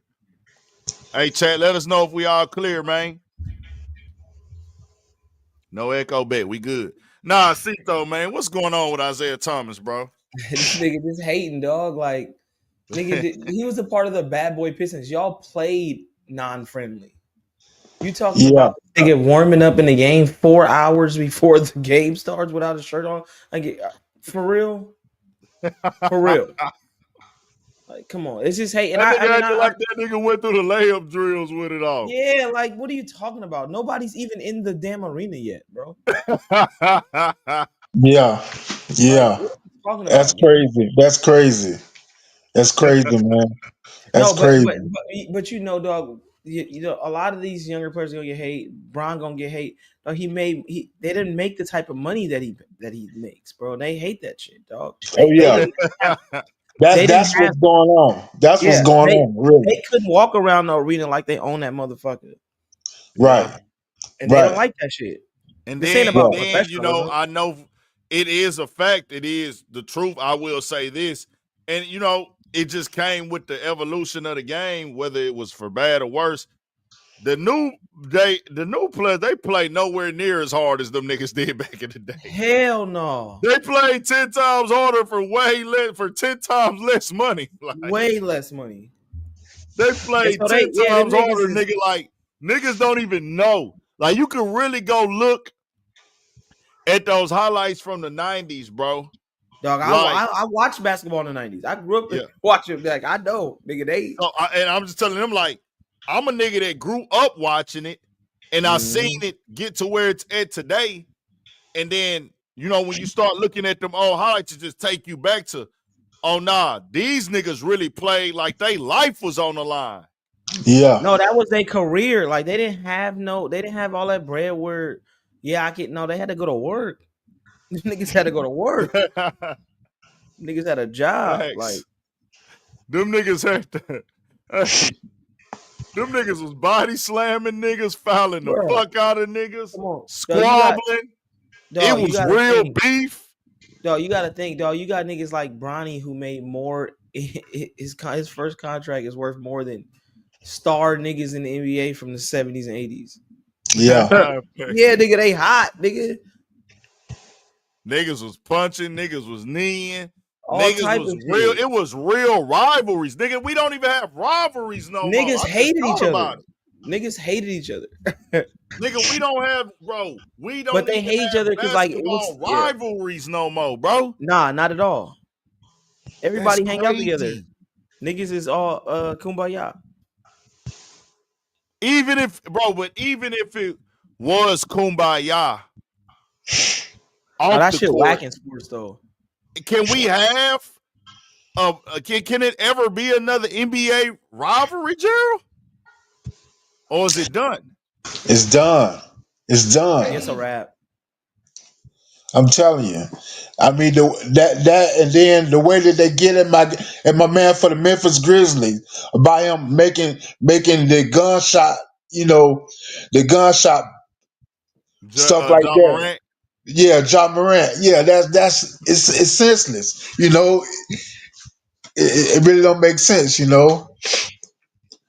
It's just with me, bro. I'm the type of nigga like this, bro. I'm for all the bullshit on the court. Yeah. Nobody getting hurt, not injuring people. It's entertainment. But cursing, yelling, fussing, taunting niggas, man, let's go. Yeah. Let's do it. Yeah, and I think too, bro. I think one of the biggest things now too with the NBA, dog, social media and its influence that it has, and even the analysts. Because of the platform that has been placed up under Stephen A. Smith and Skip Bayless and Disney, Shannon Sharp. with Disney and Fox getting such leverage and connection with the fans of sports, it also made it to where people, I think fans of the sport, feel that their opinions really matter. You know what I'm saying? Right. Yeah. And when you really look at it, does Stephen A. Smith opinion really fucking matter? No. And the thing is, you can say that about even me. Like, I feel like your opinion don't matter. True. You can say that. But in the field I'm in, I really participate in this. I live this. I do this day to day. It's traced back to my lineage. He's covering NBA. He's never played in the fucking NBA. bro. And I he cover and half hip the hop. time they're not even talking about basketball. Yeah. Like, Facts. you know what I mean? Like it's a bunch of other shit. Like it's a lifestyle channel, my nigga. Like Stephen A. Come is on. lifestyle. That nigga's not a sports analyst. That nigga's a lifestyle analyst. And they happen to talk about sports in the meantime. And that's the whole thing too, right? Like with Bronny James, when you're covering him, fam, what about the other fucking rookies? Yeah. Yeah. What about the 54 other people that got 54? Yeah. What about the other fucking rookies, bro? Yeah. Like y'all have focused y'all entire, and that's the bad thing about journalism, because niggas use it as a scapegoat, right? Yeah.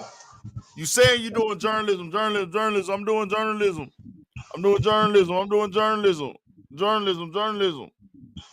Bam. If you were doing journalism, you were gonna cover everything going on, and then you're gonna catch the main headlines. Y'all are not even talking about the other players in the league.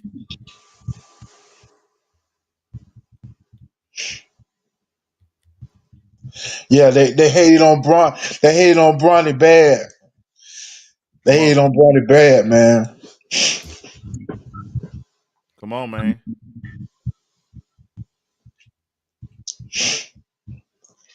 It just is what it is, bro. Isaiah Thomas is just hating, dog. It ain't the first time.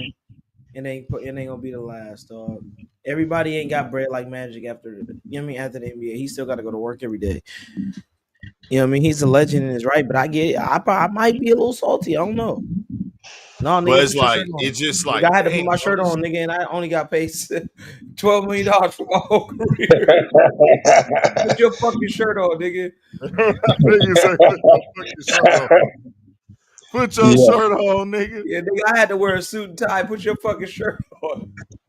Put your fucking shirt on, LeBron. Yeah, you a billionaire, nigga. About that shit, nigga. Yeah, nigga, you a billionaire. Put your fucking shirt on.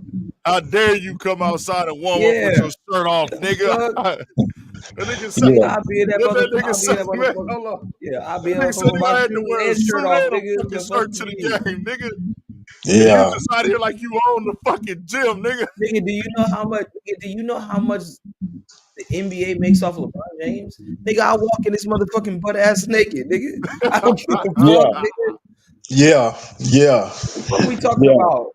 Nigga, the NBA has been living off LeBron James. What the fuck are you talking about? That nigga should be able to billions and billions of dollars. Billions and billions of dollars.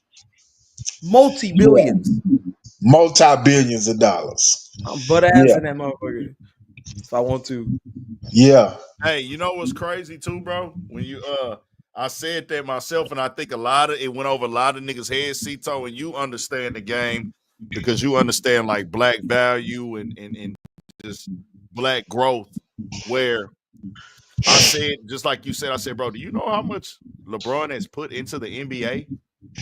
Do you know how much money he has earned the NBA? Do you know how long he carried the NBA on his back? Whether you like him or not, they used him as a face for the NBA for years, still to this day to a certain extent. It would be fucking insane if I can't get my son a job in the NBA. Right. You should never work for somewhere 20 years and let them make billions of dollars off of you, get rich off of you, carry it on your back, but your son can't get a job. Yeah. Nah, my son got to be on here. Yeah. I mean, what it is, bro. They've been using him since he was in high school. Talk about it, man. Let's be for real. Like, yeah. Since he was in high school. Come on, bro. Yep. Nigga, you better believe in nepotism. Nigga, the whole hold other. on. And then it's just like the narrative of if like the nigga's not a decent basketball player. Because if that was the case, Michael Jordan would have got his son NBA. The nigga wasn't good enough, bro. Like we got to cut the noises if the nigga's not a decent, like he's only here because of that. He can play basketball, bro. And he's 20, gang. Let him grow up, bro. Yeah, let him grow into his game. Yeah. Yeah, but if Pops can get me in early. Like anyone would do that. Like, what are we talking about? Anybody would do that. Man, People niggas be just be liking to looking act for a over reason to selfless. pick at LeBron. Cut it the fuck man. out. Anybody would do that for their child. What are we talking about? Yeah, that nigga tripped out with that bullshit, man. It is what it is, dog. But hey, but it go back to what you was talking about earlier when you was talking about the self-hate, dog. It's that's really what that shit is, gang. Because it's like, bro, you should be the fact that look how far we came.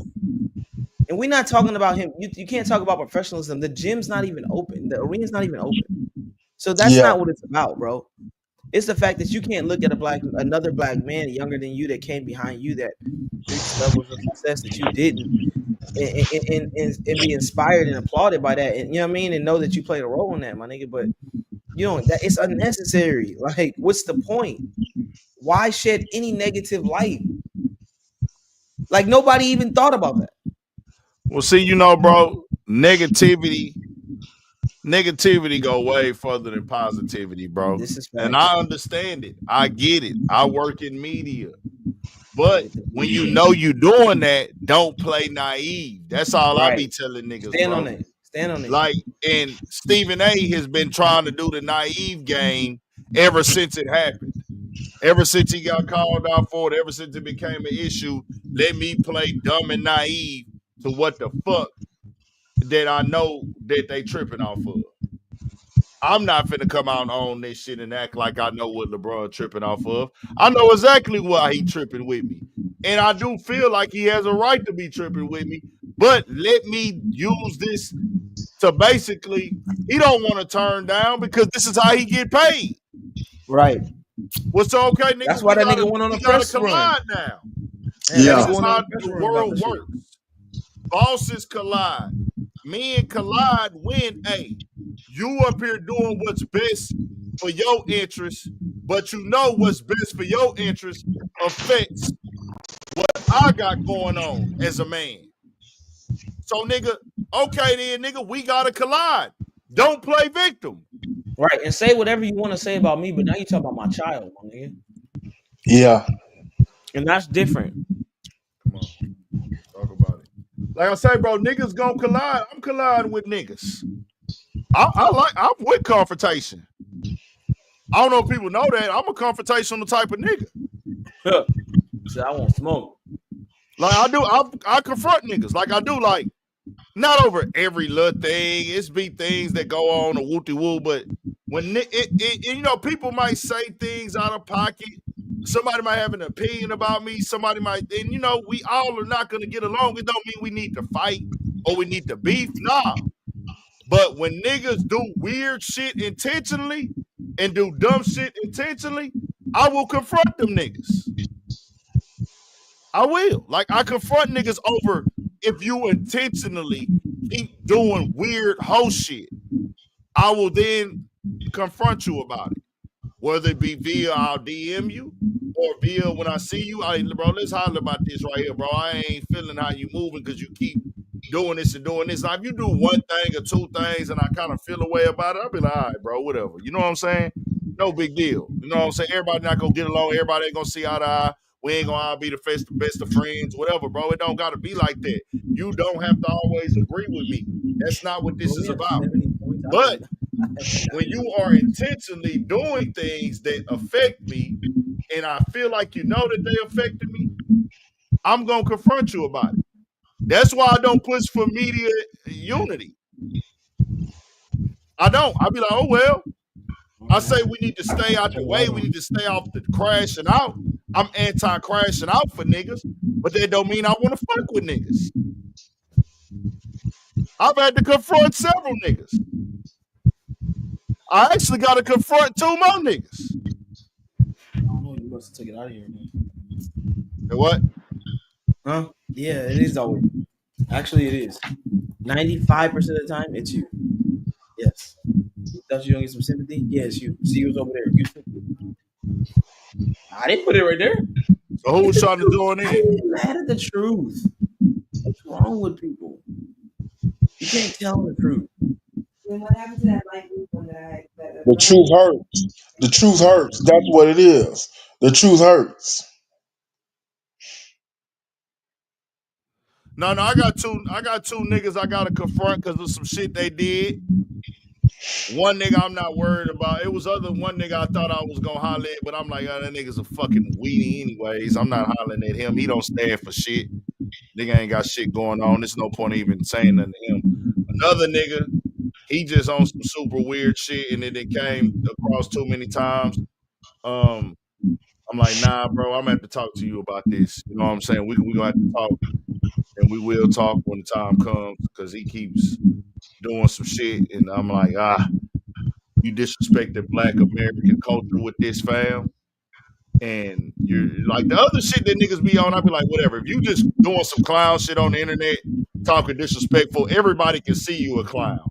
Like if you just on here being a fucking clown, doing clown shit, saying clown shit, doing shit for attention, crashing out, cloud chasing on the internet, whatever. Niggas do that. Everybody can see you doing that. It's the niggas that try to do this shit strategically. You see what I'm saying? Like, I they hand on some scientific shit, but I know about it. I'm like, I have to holler at you about that, bro. Like, you keep doing it, nigga. So it just is what it is.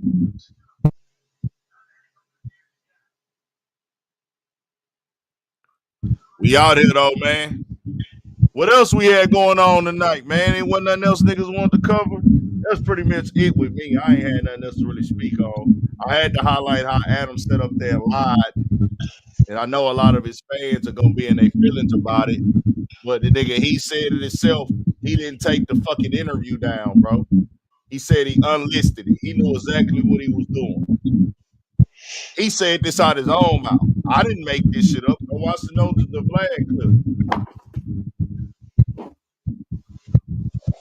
Yeah, bro. Adam is circus, bro.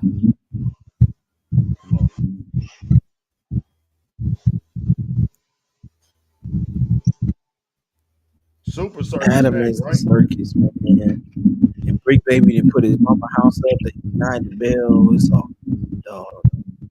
Somebody got a major static thing, bro. It ain't me. I don't think. Let me mute my shit. Let me see if you still here. Yeah, Gerald, you got like Gerald, do you He's got like some like headphones in? Or a fan. It sound like he got like by a fan or something. No, I don't have nothing going on. I think maybe you got you ain't covering your speaker. Okay. Okay, it ain't really doing it that much now. But now it's doing it again. Yeah, it sounds like an ultrasound machine. Do you hear Cito? Is it just it sound like an ultrasound machine. Yeah, it sounds like something like that, bro. Like it's I don't know, bro. Drop out and come back in, Gerald. I'm gonna drop a link for you again. All right. Yeah, I was dealing with it at first, but now I'm like, nah, we gotta fix that. Yeah, the live gonna stay up tonight, man. Cause you don't hear it no more, right? Yeah, yes, it is. Yeah, I don't know what it is. Might be you gonna post the one tonight? Huh? You gonna post the one tonight? What? The live you gonna post? You said you gonna let us. Yeah, it's up. It's gonna be up tonight. It's gonna be up for sure. It's gonna stay up. Shout out Big Ant. Right wing. I'm gonna bring you in right now, G. Shout out Big Ant. Yeah, you gotta X out that background, right wing. Right here on my shit. Yeah, you good. I'm good. Yeah, you good. Yeah. No, I was listening to what you was saying. I'll be honest with you. Yeah. Everything come at a cost. You know, I'm from LA, but I live in Houston right now. Yeah. I know a lot of these niggas that are on these indictments. I know these niggas personally. It came to, the thing is, attention and clout is a hell of a drug. Mm-hmm. Once you get a little taste of it, you start having to weigh it out. What's more important? I do a few years in jail, but how many views am I going to get on these YouTube videos? Loose Cannon, he said he was Big Hugh's right-hand man. I never seen that nigga a day in my life, ever. Then it turned out. Just as a nigga who's not from LA, a nigga not tied into nothing or no type of connection to any of this stuff. No, it all turns of Loose Cannon's stories sounds like they're fabricated. well. It turns out he took the name of somebody else who used to be around us named Loose Cannon, and he kind of did what Rick Ross did when he stole Freeway Rick Ross's identity. The point is, he used it to catapult himself to a certain point, and now he's making all that YouTube money while he's in jail. Now it's going to turn out that he's a fraud, but he's already got people listening. He's already a household name. Now everybody knows the names Loose Cannon and Brick Baby. Whack 100 pushed them. So it's not Adam22 that's the problem. Is these niggas want attention. Adam No, just it's both. them, No, hold on. It's both. It's both. But see, in my opinion, just because somebody's slanging heroin don't mean you got to buy it and inject it. It's up to you. No, but at the same time, and I agree with that to a certain point, but at the same time, it can be misleading when you know somebody does not have the proper wherewithal to make the right decisions. If you can't say that about people, man. I mean, that's capitalism. That doesn't mean that's not right, bro. If we talk you can't. These are grown adult men. You can't tell another grown man that, oh, well, you can't look out for another man more than he gonna look out for himself. That sounds crazy. All right, well, let me ask you this, right? No. We can't tell you that, but we're about to fuck with it. Let me get this real quick, Cito. Right wing Rico. Yeah. If I moved to LA and I'm from Houston, if I moved to LA 10 years ago and I've done everything that Adam22 has done, do niggas say it's not my fault and I get to do what Adam22 is doing right now? Yes or no? You'd be a celebrity. So niggas in LA in 2017 would let a black man from Houston, Texas, move to LA and get in gang politics, ask gangbang questions, talk about prison fights, hold paperwork parties. My podcast is part of the federal indictment and everything. And niggas would be cool with that. Absolutely. I don't believe. I don't think so. I'm from LA. I'm born and raised. I live in LA right bro, now. Let me tell you. I don't see it. Hey, right wing Rico. I only asked you that to get your perspective because you came on here not holding Adam accountable at all. I fuck with LA. Hold on. You have your opinion, bro. But I've talked to like 15 LA niggas about this already, and they say, Ant, you would have been got pressed. No. Don't get me wrong. When it comes to dealing with other niggas, people feel more comfortable saying something to a nigga than they do a white person. See, in LA, you'll never meet nobody who's white anyway. The only time you ever see anybody white is on the freeway. It's very segregated in LA. You'll never meet any white people. Niggas have a fear of white people. But we talking strictly about podcasting, bro. We not talking about the streets. You'll be a celebrity if you move to LA and you gave people attention who was looking for it. Anytime you could amplify anything somebody is doing, they gonna fuck with you. Again, this is LA. People got to make money and have a life at the end of the day. Gang banging don't pay. But stories about other people's gang banging that you can wrap up into your stories and tell them on a podcast for attention, just kind of like what rappers do. They take another person's stories, the stuff that they homeboy did, they put it into their lyrics and they capitalize off of it while he sits in prison for 30 years. It's the same thing.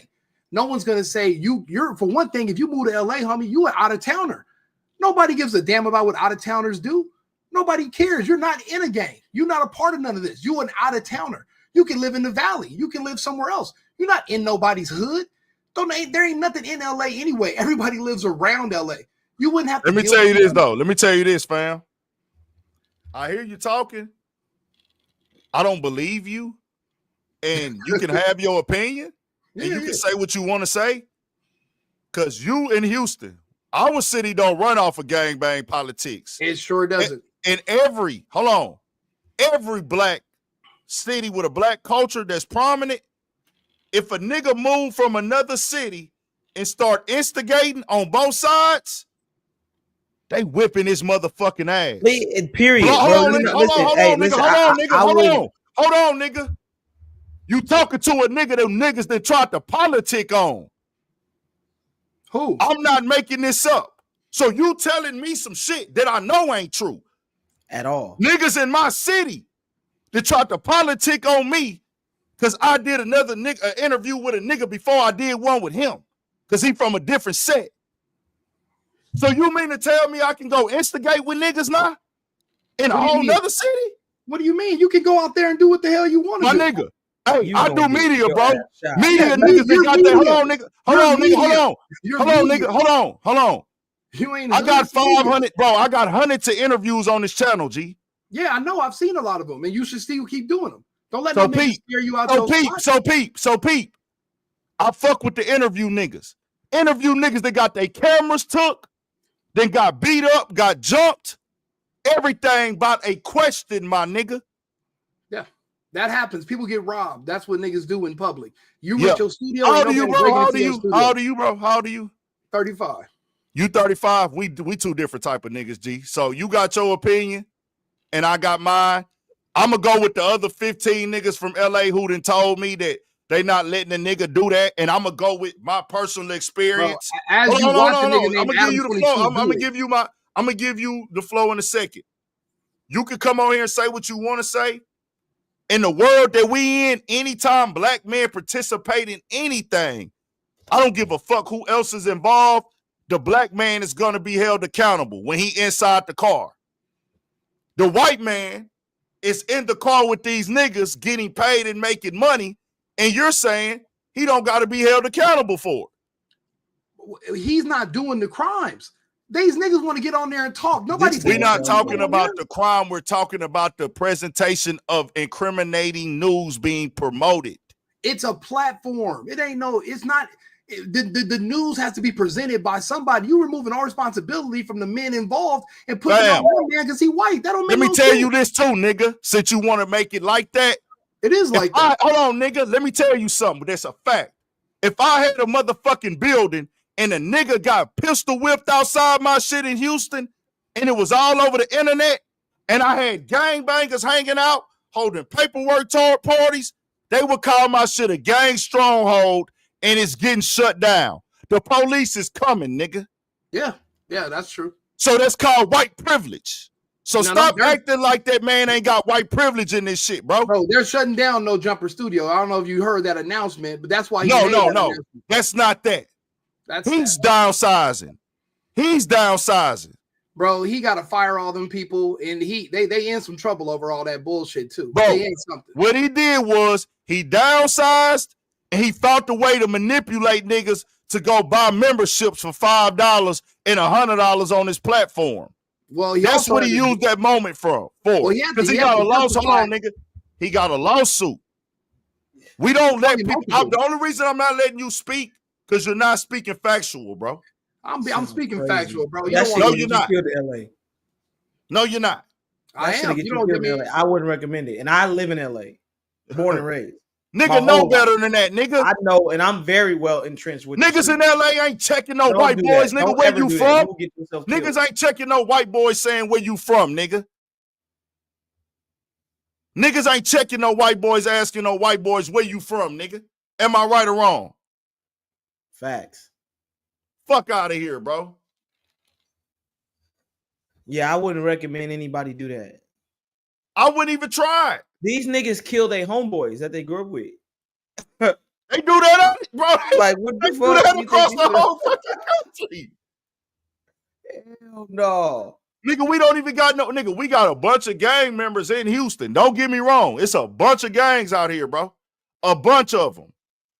A bunch of gangs out here. See, because they in LA, they refer to people that do that type of shit as busters and marks and shit like that, weirdos. Like, yeah, they look at Adam like a lick, bro. That is what it is. Like, that's what the real LA nigga. They just looking at that nigga like, look, this is a way for us to make some legal money. So let's try to do it. He's a lick. Come on. That trust and believe me, if you were a nigga and you did that, oh my God. Ain't no way. Niggas just gotta know, bro. We've seen in real time how LA niggas do each other. I see the white dudes sex playing niggas. Is they gonna let a nigga come up there and talk to them like that? Hell no. That's what I'm saying. Hell no. Mr. LA, come on back up when you get a chance. I forgot your name. He probably don't want to talk no more. I ain't gonna lie, bro. One thing I don't fuck with is niggas trying to defend the white man like they know this ain't true, my nigga. Yeah, that nigga's that nigga's a slave master, brother. What are you talking about, bro? You know this is not true, G. Niggas don't even let us get away with that shit out here. Right wing Rico. So you telling me if I had a platform, I could be cracking gay jokes to these niggas on the show and they'll be cool with it. Man, knock that shit off, bro. Now, you can't even go certain places and look at people the wrong way. The fuck are you talking about? Nigga, I can't even wear these hats that I'm wearing from what I was told. I'm not gonna find out either. Hell no, you better not come to LA with that Houston Astro hat on. Come on, nigga. What are we talking about? I can't even wear this motherfucking hat out there. Come on, bro. I was on the east side today. You better, unless you in the Hoovers, you don't want that action. Trust me, you don't want that action. Just don't wear that. Nigga, don't do what he recommended you doing. Don't come here and get involved in the game. You will get extorted. So many things happen to you, bro. I mean, we allegedly with Big U, the things with Big U is extortion. He's not extorting white people. Am I right or wrong? Allegedly. Right. Allegedly. We didn't see anybody white in this extortion scheme, did we? I'm just saying. Yeah, it was crazy. And the one white dude that he had a part of his crew, that was from Hoover, Milk, he got rid of him quick and bought in all the niggas. I think that niggas just got to start understanding the real, bro. No, that be niggas who be overly wanting to defend the white man because like somebody said in the chat, that nigga's a square, bro. That's some square ass shit to say. And the thing is, nobody never said that it ain't these niggas' fault. 100%. I spent Adam the first innocent. Bro, I went to the whole first 30, 45 minutes is about how niggas is moving wrong out here. I always say it's on you niggas at the end of the day. But all I'm saying is if the white boys is gonna get rich off of it, nigga, they gotta be held accountable too. Why are we holding each other accountable, but we don't hold the white people accountable? When you a nigga, everybody in the car go down. Am I right or wrong? Facts. But a white dude, hey man, he was just in the car. Didn't that happen out there with some them Crips or something? Yeah. In LA?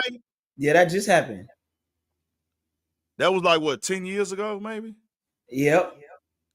White boy in the car, they went on the drill, huh? But that shit's regular. The white Crip, he get in the car with the Crips. He hanging with the Crips. Yeah, Cameron. He was rich. Yeah, he was rich. Rich white boy. Yeah, I remember. Get in the car with the gangsters. The gangsters go bust on something. He driving. Yeah, his dad was filthy rich. Everybody go to prison but him, right? Yeah, that nigga, he's a surfer now. That nigga a surfer now. Cameron Terrell. Yeah, I got a bunch of homies that I went to high school with from Hey, topics that matter. Eat a dick. I turned no jumper down 3 times, my nigga. That's a fact. And it was other things I could have did to been go to no jumper. I don't need to go to no jumper, nigga. I don't need a response. I don't want a response from them niggas. I don't want nobody. I don't want nobody from no jumper to respond to me. I don't need no response from them, nigga. I don't give a fuck about that shit.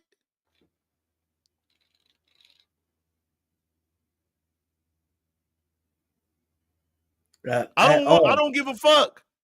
No jumper ain't got no value like that. They just big. Big as in numbers. It's been 200 niggas that been on that platform that you don't even know. Especially when it comes to that news. At one point in time, They was having 5 or 6 people on camera that didn't have platforms, that didn't have nothing going on. They just owned the show. Talking about shit, don't got no information, don't got no facts. Some of them ain't even a part of this culture, really, it seemed. Nigga, I got a whole motherfucking platform, nigga.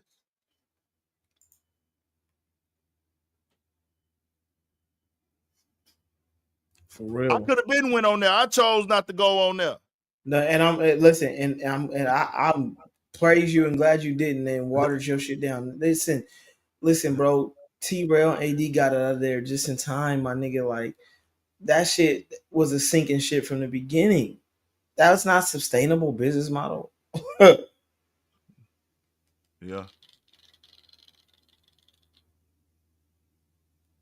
Nigga, it's fuck Charleston White too, nigga.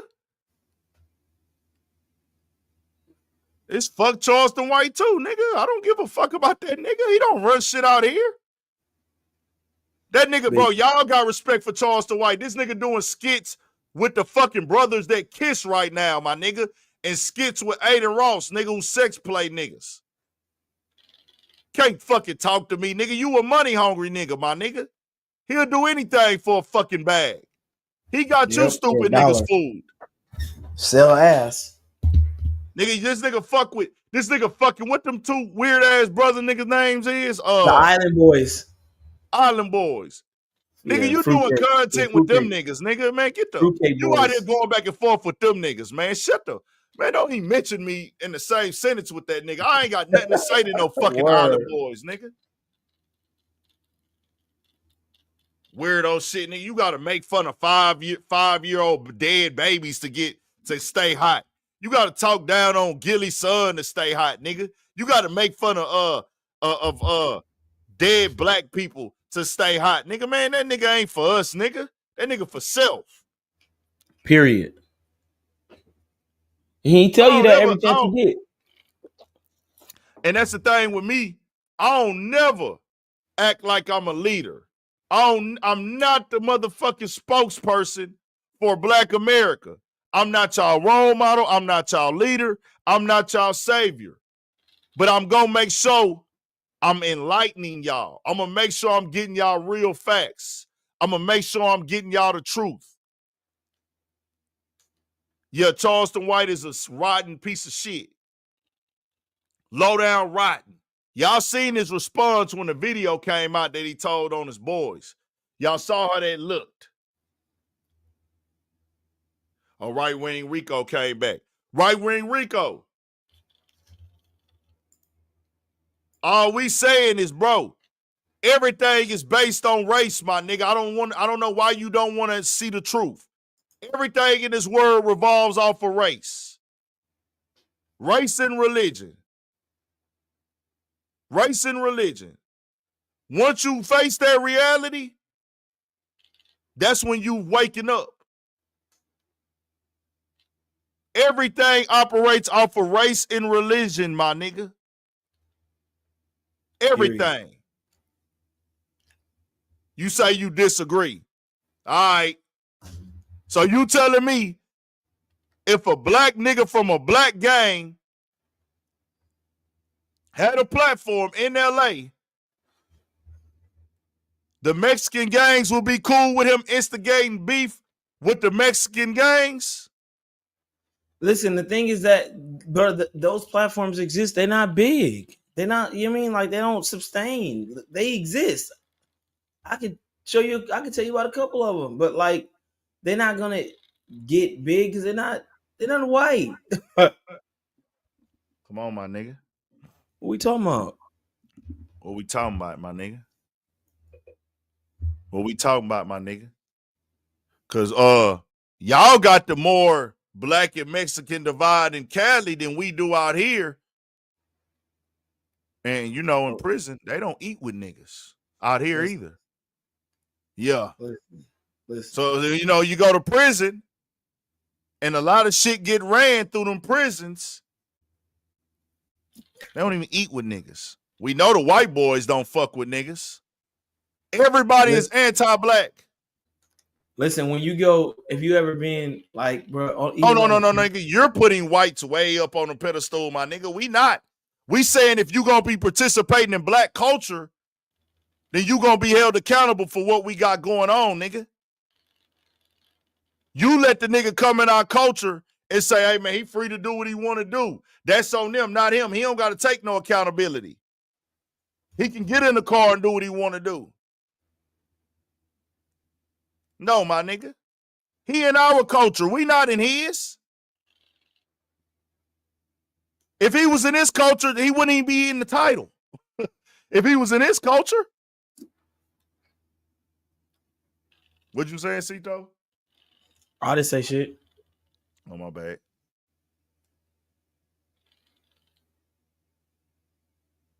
Nigga, if it's that, it's that. Why he leave off screen, but he in the chat? And I think his phone ain't fucked up. Oh. But, bro, he got his mind set up on he gonna defend. Like I said, bro. Wait, I mean, his name is Right Wing, so it kind of tracks. I ain't gonna hold you. It kind of tracks. This is his culture now. Whatever, bro. Hey, like I said earlier, we throw niggas off the boat over here on Urban Politicians TV. Go over there with them. You good, my boy.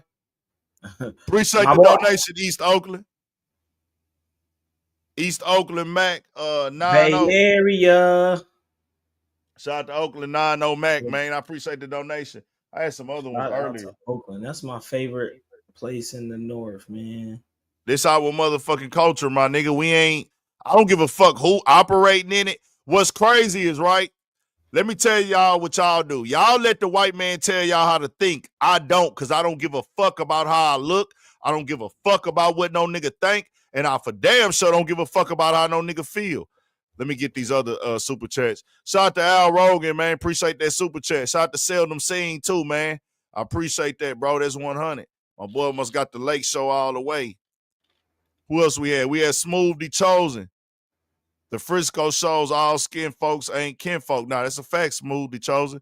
Everything going in Frisco with Carmelo Anthony is getting real crazy out there. You know, we talked about that one night. We went into that case, but we going to see how it play out, bro.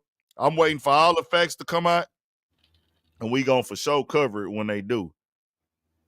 We going to for sure cover it when they do, bro. What else we had, bro? Oh, yeah, that's what I was saying. You know how, and you know this, Cito. Every culture, every lifestyle, every religion, every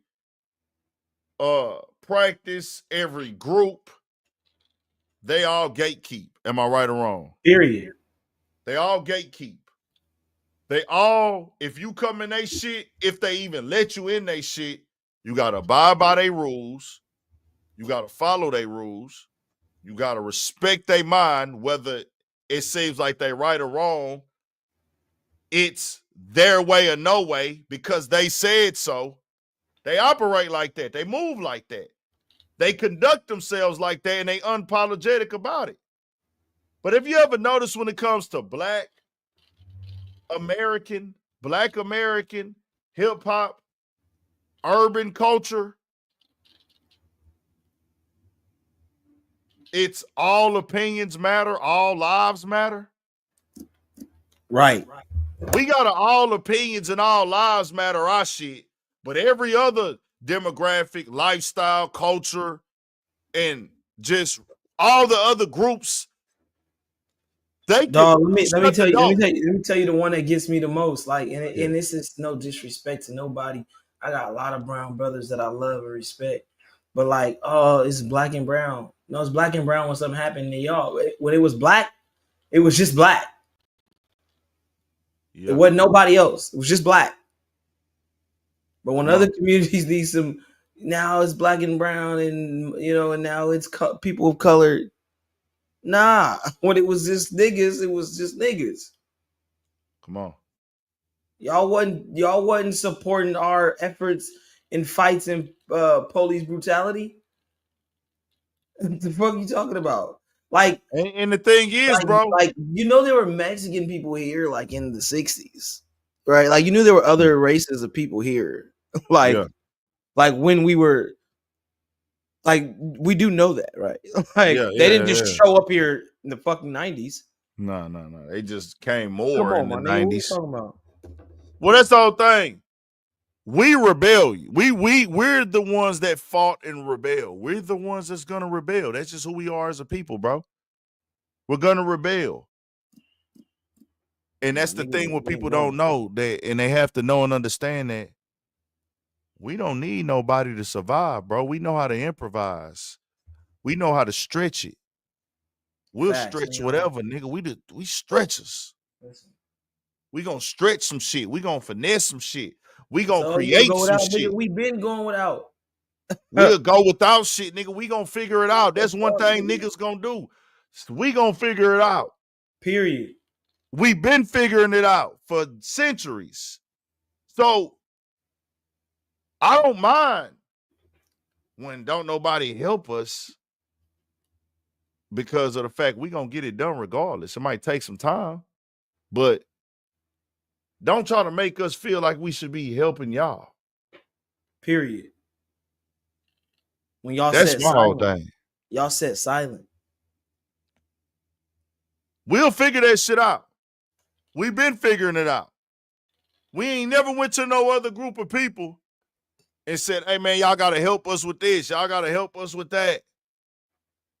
We ain't never called on a whole race of people, a whole group of people to help us fight anything. Because we already had our mind made up, nigga. We going together.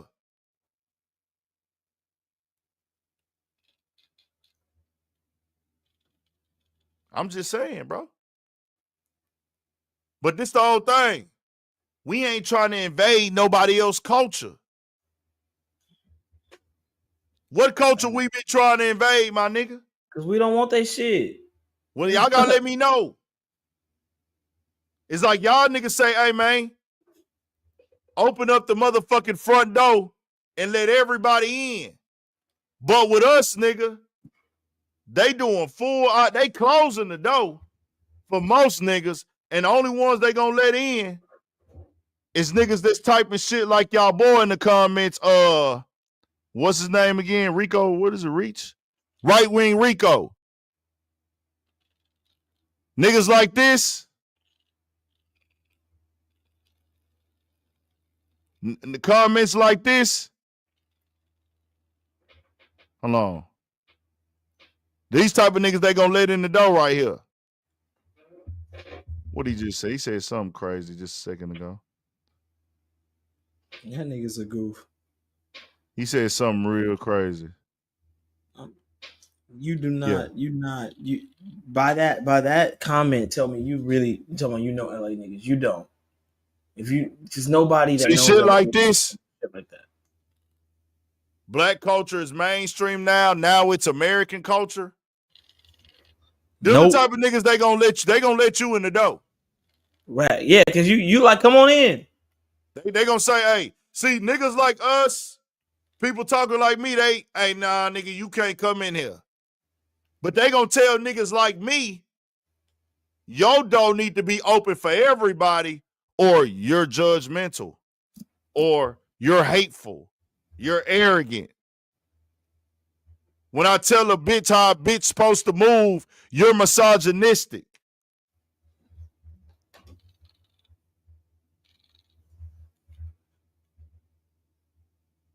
Niggas gotta know that. It's just one of them inclusive niggas.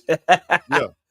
You include, you want to, matter of fact, right wing Rico, we didn't ask you your lineage. Where your parents from, nigga? Could have really put all this in the bud earlier. He must have been out of LA for a long time though. No, we'll find this. Hey, right wing Rico. Where your parents from, nigga? Matter of fact, right wing Rico. Where's your grandparents from?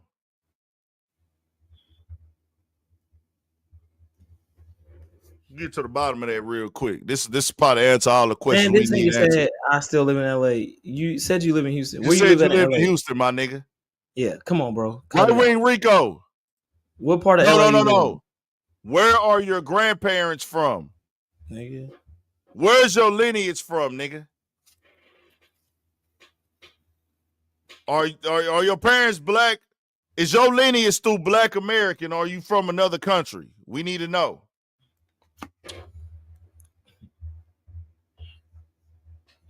Both parents, by the way. Oh, you from Cuba? It makes sense. Oh, okay. Yeah, my nigga. Right Ring Rico, we was having a wrong conversation. Your opinion doesn't fucking matter, my nigga. Like, I just got to be real with you. You can have one. It's your right to have one. But your opinion doesn't hold any value with Black Americans, my nigga. Your lineage has no ties to our struggle here. So you're always going to side with the white man a lot of the times. We call what you're doing tethering right now, bro.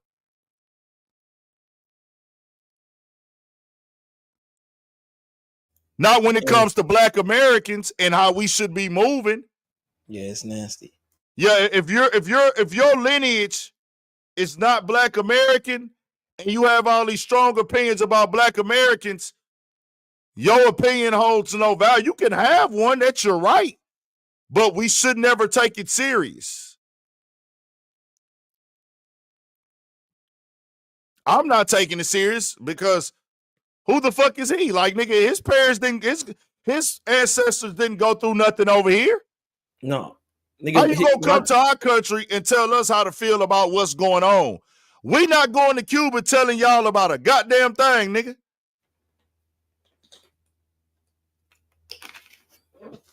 You in our country trying to tell us about us. This our culture. You talking about Black culture. This is Black American culture we talking about. This is hip hop. This shit ain't Cuban culture, nigga.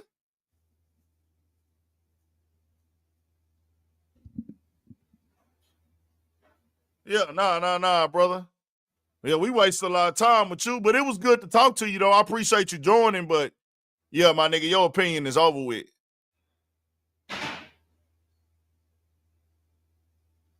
Nah, but your ancestors didn't contribute to this country, my nigga. And you for sure look at yourself differently than Black Americans. Your parents do probably as well. Or your grandparents. See, we a little bit, hey, nigga, we straightforward over here, bro. It is what it is. We know that your parents and your grandparents, they might have had an issue with niggas or told you niggas was lazy or some shit like that. But y'all always want to come side with the white man. Am I right or wrong? Fact. I mean, you can be straightforward. We straightforward too. That's the thing, nigga. I'm just a nigga don't give a fuck. I'm not playing dumb for nobody no more, nigga. I don't give a damn. I just don't give a damn, boy. No, I just don't. Like, it don't matter. You know, like I told a female, I said, why are you raising your voice at a man like this can go somewhere, like you're going to do something to me? Oh, nigga, you whoop-de-woo, whoop-de-woo, whoop-de-woo. I said, see, you lack some training growing up or you lack some discipline because a woman should never be getting this aggressive with a man like you're going to do something to me.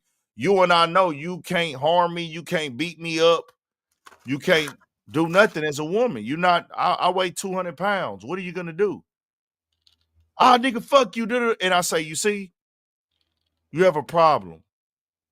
And I don't know what that problem is, but you're not proving anything other than you're ignorant. And these women got to call me misogynistic. And I told those women, I said, the white woman has brainwashed y'all and y'all don't even know it. It's crazy. I love my Black women. I'm for Black women to thrive and be successful and build families and continue to grow. But y'all are fucking lost. You thought that calling me misogynistic is going to change my mindset? Only a white woman told you that you got that shit from white women. Black women never ran around calling women misogynistic. Am I right or wrong? Calling men misogynistic. No, they want men. Yeah, I can't say that. But yes, you're right. Black women never ran around calling men misogynistic. That's some new wave shit. Y'all dumbass women with y'all black nigga asses, and I love y'all black hard-headed asses. Let me tell you black hard-headed ass, dumbass black women something, because I love y'all to death, and I'm going to support y'all dumb black asses. Y'all motherfuckers believe in that dumbass independent woman theory. Y'all the only motherfuckers falling for that rug pull. All the women preaching y'all that shit got niggas. Husbands that they listen to. Families at home. They'll never tell y'all the downside of all that hoe talk. Sexy Red is never going to come out and tell y'all that she's getting paid and programmed to do the shit she do and say. To act like a hoe. It's crazy because she say she a hoe, right? But if a nigga go to a place talking to her like a hoe, I'm being a misogynistic now. But damn, bitch, this is what you promote. Fuck my baby daddy. I thought that's what you wanted. That's what you wanted. We gonna treat you like the hoe that you act like. Our motherfucking group is the only group that fell for that bullshit. You don't hear them Mexican women talking that I'm an independent woman ass shit. Hell no. You don't hear them Asian women talking that I'm an independent woman ass shit. You don't hear them Arabic and Indian women pushing that shit.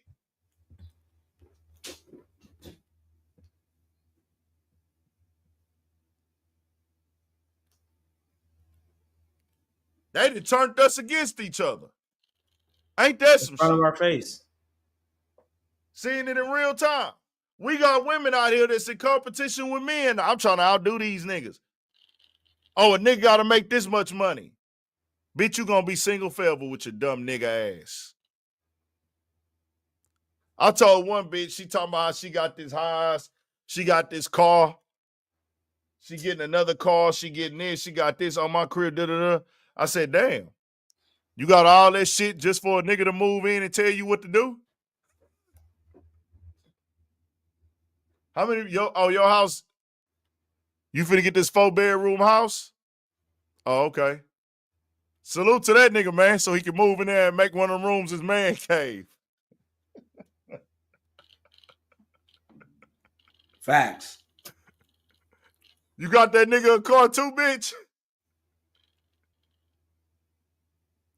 What you got the 4-bedroom house for? So she can have some homosexuals over there. Some homosexuals. Because I mean, do y'all women really think that you finna get all this shit and move a nigga in and you gonna tell that nigga what to do? Yeah, listen, they don't. Y'all think that far, it's do like, y'all? brother, they don't understand that. Like, they don't leave a place for a man. So what is the man here for? The fuck is he here for? I mean, if you boss bitch number one, what is he here for? Hey, you bossed up bitch. Hey, I like telling them bitches about themselves. Nigga, they be hating me, dog. Man. I know I'm like the biggest asshole to some of these women in like them spaces on Twitter and shit. So I'm like, damn, bitch, you done put in all that work, went to college. You done did it all, bitch. I salute the bitch, though, like I told her. Said, damn, bitch, you done made straight A's and got your honor roll shit. You done went to college, graduated, got your extra shit after you graduated. You're making a few $100,000 a year. Got the bachelor on top of the bachelor, whatever they call all that extra shit. Master, doctorate. You did all that. You done went and got your new house, new car, couple $100,000 a year. Got your own house. That bitch laid in plush. Nice rugs, nice furniture, 4 new tires on your car. And you got your backup car that's still new. You done did all that shit just for a nigga to move in. And you got to take orders from him. Oh, I love it, bitch. Get that stage set up for your nigga to tell you what to do. Because anything else don't make no fucking sense. You're not finna move a nigga in and tell that nigga what to do. Listen, dog, it's so crazy, and because like I've been talking to like a couple of my homegirls. I'm hitting my 20-year anniversary from high school graduation, but chop it up and stuff over. Yeah. And they successful, bro. Like you know what I mean? Colleges, some of them got businesses, really good careers. And it's like niggas finna hit 40 in a minute. And it's like they don't have, like, they're still out here searching for love.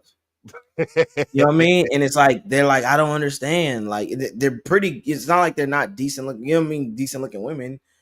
But it's like, I'm like, you don't really like feel like, you know what I mean? Like I'm like, I don't really see where a man fits in your life. Hell nah. Like, you know what I mean? That they treat their dogs like kids and shit. You know what I mean? You know, they got outfits and leaving them at the doggy motel and shit. And like, man, no man is putting up with that shit. What the fuck are you talking about? I wish the fuck my girl would tell me that I gotta pay for her dog to go to a dog hotel. Hey man, this is got my face. Hey, I ain't gonna lie to you either. Kevin Samuels had these bitches together, dog. That's why they couldn't stand that nigga, man. And then that shit is crazy. That nigga Kevin Samuels had these bitches together, dog. All them bitches in a fucking danger zone, nigga. Like, listen, 50% off. Them hoes finished. These hoes Fire sale. finished, man. Fire sale. That nigga say the winter is coming, bitch. These bitches in a fucking danger zone. That nigga Kevin Samuels killing them hoes via the hub. Let's go through some Kevin Samuels real quick before we get off this bitch. Man. Kevin Samuels, man. Rest in peace to the KS, fucking man. goat, my motherfucking nigga, dog. Hey, Kevin Samuels was abrasive, but that nigga was telling the truth a lot. That nigga was giving all facts to them hoes, nigga. Young, delusional, rude, modern women with cute only child syndrome. Hey, let's see what he told this motherfucker. Hi. Hello, how are you? Good. How are you? Sound like I'm he about good. to get on her ass. Hey, Tiff, stop. How are you? Now, just a second. Tiff, stop requesting to be in my screen. You want to talk to me? Book a session. How are you? How old are you? I'm 28. 28. All right, let's go ahead and woosah. Are you down for training day? What's going on? Or do you have a question? Oh, well, both. And I'm down for training because I didn't come from a family that was married. Okay. My mom wasn't married or anything. I mean, she knew how to be a woman because her mom taught her because her mom was married, but Okay. my mom wasn't, so I don't really. I mean, do you have any siblings? I don't. I'm my mom's only child. Ooh. Yeah. Only child syndrome. What state do you live in? New York. No, that New York City? nigga get on her. Yeah, downtown Brooklyn. Brooklyn, and I'll be in Brooklyn later on this week. Oh, dope. I'll be somewhere in the sky, probably. No, I said I'll be in Brooklyn later this week. No, I'm saying that's cool for you. I won't be here. Yeah. It's business. But okay. Any children? No, I don't have kids yet. Okay. Why do you want to be married? Why do I want to be married? I think that's every little girl's dream, I guess. I want the family. Like I said, I didn't come from a married home. So I want the kids. I've always, since I was younger, like I want my kids to be full siblings. Like I don't want. Hold on, let me find the one. It's one chick, bro. He was on her ass, dog. Yeah, I seen him, but I seen him go crazy a few times. This one was pretty good. That one was crazy. Want to be tens, tend to die alone. That should be a good one. Buy a dog, die alone. Let's go ahead and say this. This bullshit that's running around with black women. This whole reality. I'm a small 5'4" 3/4. Let's get right into it. How tall are you? I'm 5'4" 3/4. Dress size? I'm a small. I'm probably maybe a 1-2. Okay. And if you ranked yourself, honestly, if you ranked yourself on a scale of 1 to 10, what would you rank? Yeah, let's get back to reality. No, I'm in reality. No, you're not in reality. I'm in reality. You're not in reality. If you're gonna be a 10, we can end this. Because that's not reality. You're not a supermodel. So what do you base? You're not okay, man. Check the attitude. Check the attitude. Let me just go ahead and say this. This bullshit that's running around with black women, they call yourself a 10, never say you don't have to. That is some of the most destructive psychobabble that's going around.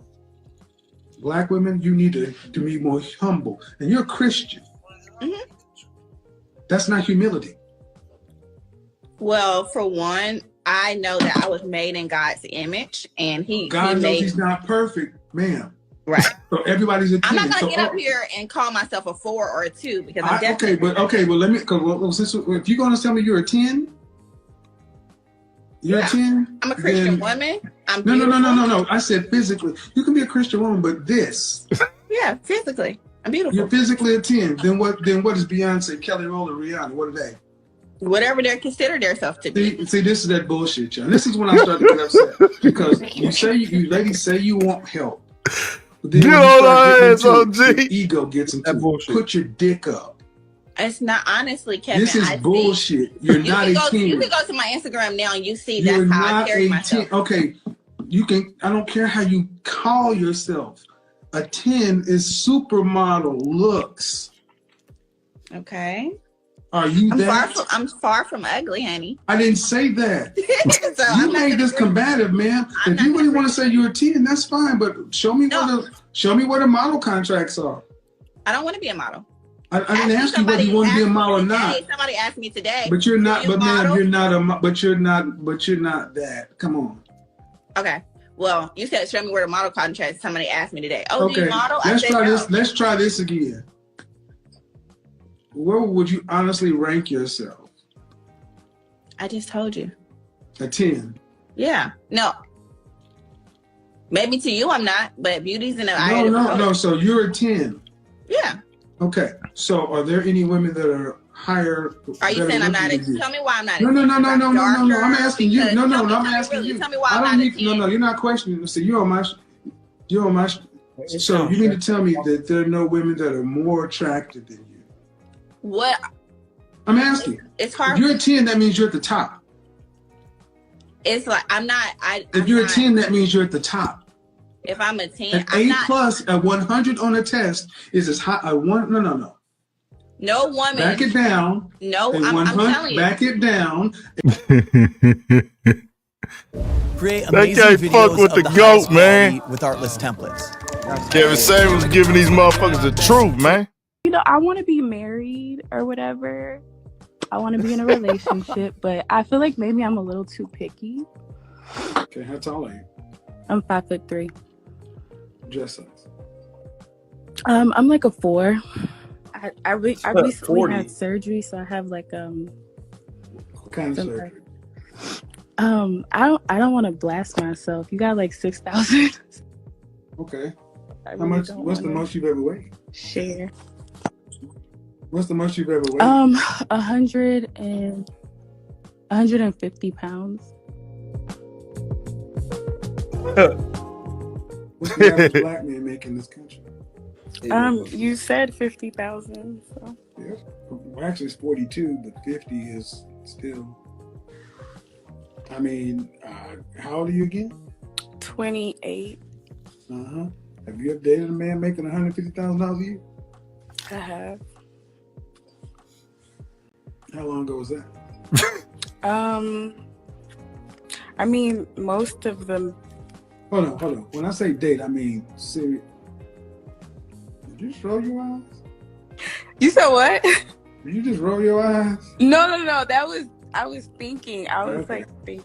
Okay, when I say date, I meant y'all were Facebook. You know, this is my man. He's claiming you.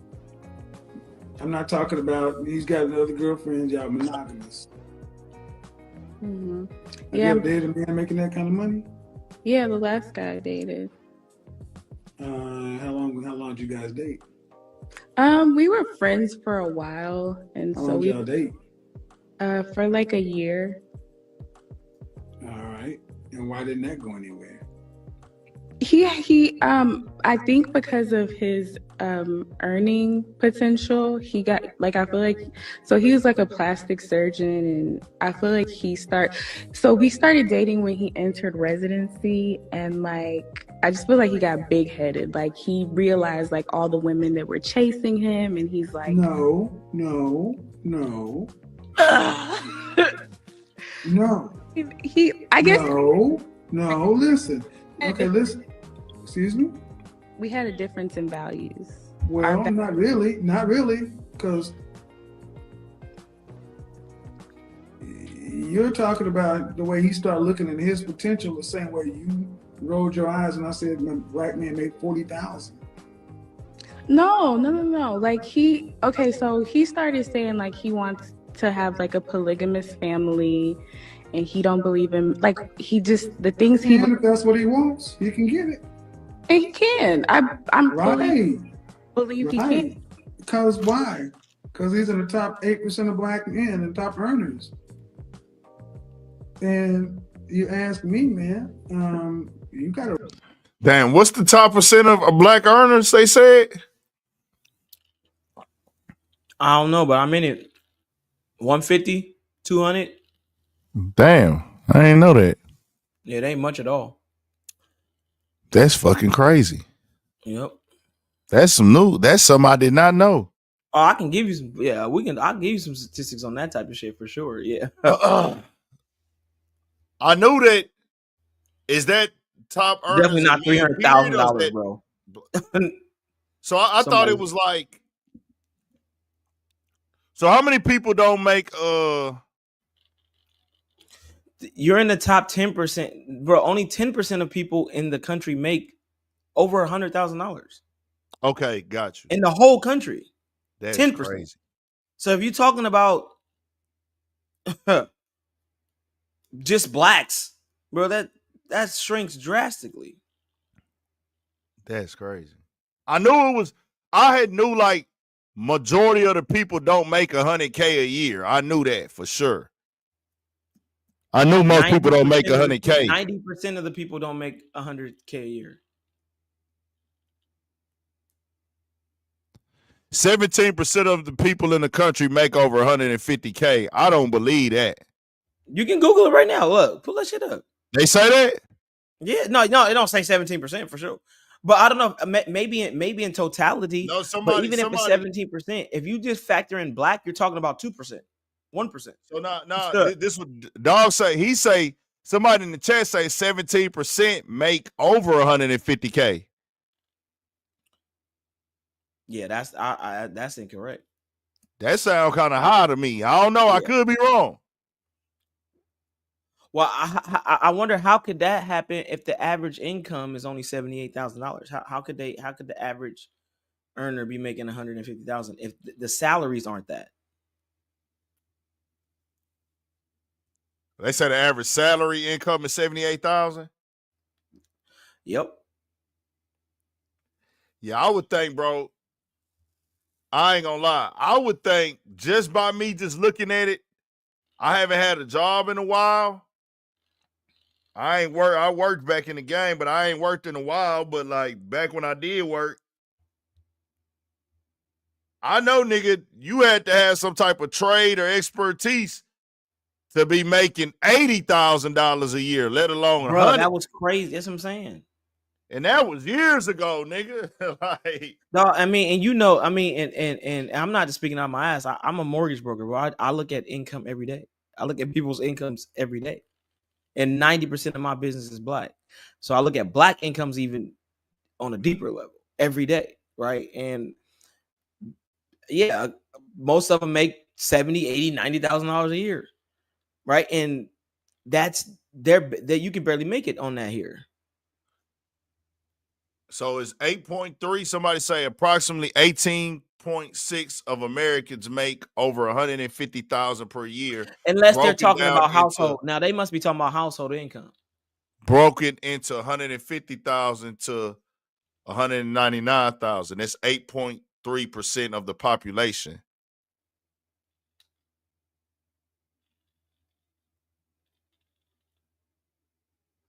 I know a lot of people don't make. I know a lot of people are not making $10,000 Dog, if a month. listen, I will tell you this: if everybody made $150,000 a year, we wouldn't have some of the problems that we have in this country, my nigga. That's how I feel. You That's can't how I tell feel. me that. You can't That's tell how me I this, feel. I feel like, that bro, if it's everybody was that, making that half the niggas in 100,000, Tennessee even in making, these expensive ass places, shit wouldn't be so down bad. That's what I'm talking about. I'm talking about, dog, just take my little anecdotal career of doing loans, dog. I've done over 250 loans, dog. I've had, out of 250 loans, I probably had maybe 10 people make over $200,000. Dang. They weren't black. I can believe that for sure. See, it's only so many jobs that's gonna pay you $100K. Dog, do you know? Hold on. Do you know what's 100K broken down per hour, 40 hours a week? And 40? It's like, yeah. What's 100K if somebody was to get paid? Probably gotta be $50 an hour, maybe. It's about $48, $50 an hour. About 50 an hour. Nigga, most people are not making $50 an hour. What are we talking about? Yeah. See, I know in Texas, I don't know out there where y'all at, but in Texas, overtime is how niggas get their bag up. Oh yeah, I mean it's the same here, but they cut down on overtime so much here because the wages are so high. But shit, I don't know. I mean, I know because I pay attention to this stuff, but I ain't had a job and I ain't had a job in years, and I ain't had a job in years because I wouldn't never. I have a college degree. I got an AA, ain't got no bachelor's, but I couldn't get a job that would pay me enough to be able to live. Yeah. So I had to go entrepreneur. I didn't have a choice, my nigga. Because what job was I gonna pay? What I was gonna get? If I can go back to school, get this bachelor's. Now I got to get in debt to do that. To make $85,000 a year, maybe get 100 once I get a increase. Like fuck that. It's fucking crazy. I believe in saving money, bro, and keeping everything to the minimum, bro. Dog, and I was able to do that. I was able to just go ahead, hone in on my trade, my skills, and was able to break 6 figures without tapping into that, without getting in that extra debt. You know what I mean? I just believe in saving fucking money, bro. I just believe in like holding on to your paper and not fucking it off, bro. Like I feel like you just gotta save it. The only reason I'm even getting a car now is because I got to. Like, dog, who you telling, dog? I want a new car so bad. I've been holding off because it wouldn't be a smart financial decision based on kind of where the market is, knowing that I'm an entrepreneur and how my money comes is based on what's happening in the fucking market in the world. You know what I mean? So yeah, I could without a problem. I'm gonna go get a car tomorrow. No problem, my nigga. But I gotta figure this shit out because I'm like, man, I work in my car, so it's like I need one, bro. Like I know, like I don't need one. I can stay in the crib, but I don't like staying in the crib, man. No, you gotta get out. If I stay in the crib every day, I could just sit at the house and work all day. But I don't like doing that. I like being out. I like flipping. And then when I'm out flipping, I can pull over and work. Right. Knock some shit out. I can knock some shit out. I've been doing that outside. If y'all haven't noticed, that's because I'm back in the old school for a while. Until I get another car. I went to the dealership. I went to which is a waste of time. I know that now. Well, it's not a waste of time. I needed to do it. But just going up to random dealerships and walking through the lot, bro, you don't need to do that no more. Get on Auto Trader. Yeah, you should know. I mean, you can, it's ways to really know what you could afford before you ever even get out there. Well, no, I'm saying so I had already went on Auto Trader and narrowed cars down and went test drove shit, got Carfax on shit. I had already did that. But then last week I was just bored kicking. I'm like, man, let me go check some shit out. Some dealerships that's around here that I ain't been to. So I went to 3 dealerships and that shit was like, it was no point in that shit. It was like, it ain't even worth it. What they was talking about? It just wasn't shit there. Like the shit that I found on Auto Trader, I went there specifically for those cars. So that was worth it. I went to go check the cars out. But when I went to those ones, when I went to the dealerships, it's like they ain't got nothing in there that you like in your range, like something that you really was already looking for. You know what I'm saying? Right. it ain't nothing in your like range. Like, okay, this is a possibility. This is a maybe. It's like, nah. When you get on Auto Trader and you go to the lot, you already know what you're looking for, and you already got the mileage on hand in your mind. You got the usage, the year, and all that other shit. When you go to the lot, you reading that car sticker shit, trying to figure shit out right there in the moment. It ain't the same as being prepared. Yeah. Nah, that's out. Yeah, like I went, so I narrowed my shit down. And I ain't trying to kill a lot yet, bro. Like, I'm not really, who know if I'll ever try to kill a lot. I don't really give a fuck about that shit. I ain't gonna lie. That's the other thing. I Cars don't is care lit, about bro. that shit Like, like I that. respect whips. I like whips. Like, I respect them as they live. They the stuff. Niggas who got badass cars. I got partners with Benzes and all that shit, nigga. Like, I like, they live. They clean. Like, them niggas holding. But I've never been a car nigga. I've always just been on some point A to point B type shit, and I always kept my old school, my Monte Carlo. What year is it? My Monte Carlo, 84. Oh, that motherfucker clean. Yeah, I remember. So I got an 84 Monte Carlo, but I also been having an SUV, a Chevy SUV I've been driving for years. I keep the Monte Carlo in the garage. I don't really drive it, but I pull it out when I need to. You know what I'm saying? Facts. Oh, reliable. So it's like I pull that bitch out, drive it. That bitch be drinking gas though. Like now, I just driving. It's like, damn.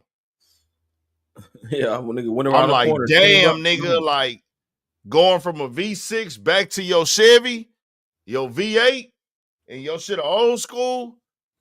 Yeah, Nigga shit driving drinking. from the north side to the south side of Houston, coming back and then getting in your car again the next day and doing a little trip. That's $30 worth of gas, bro.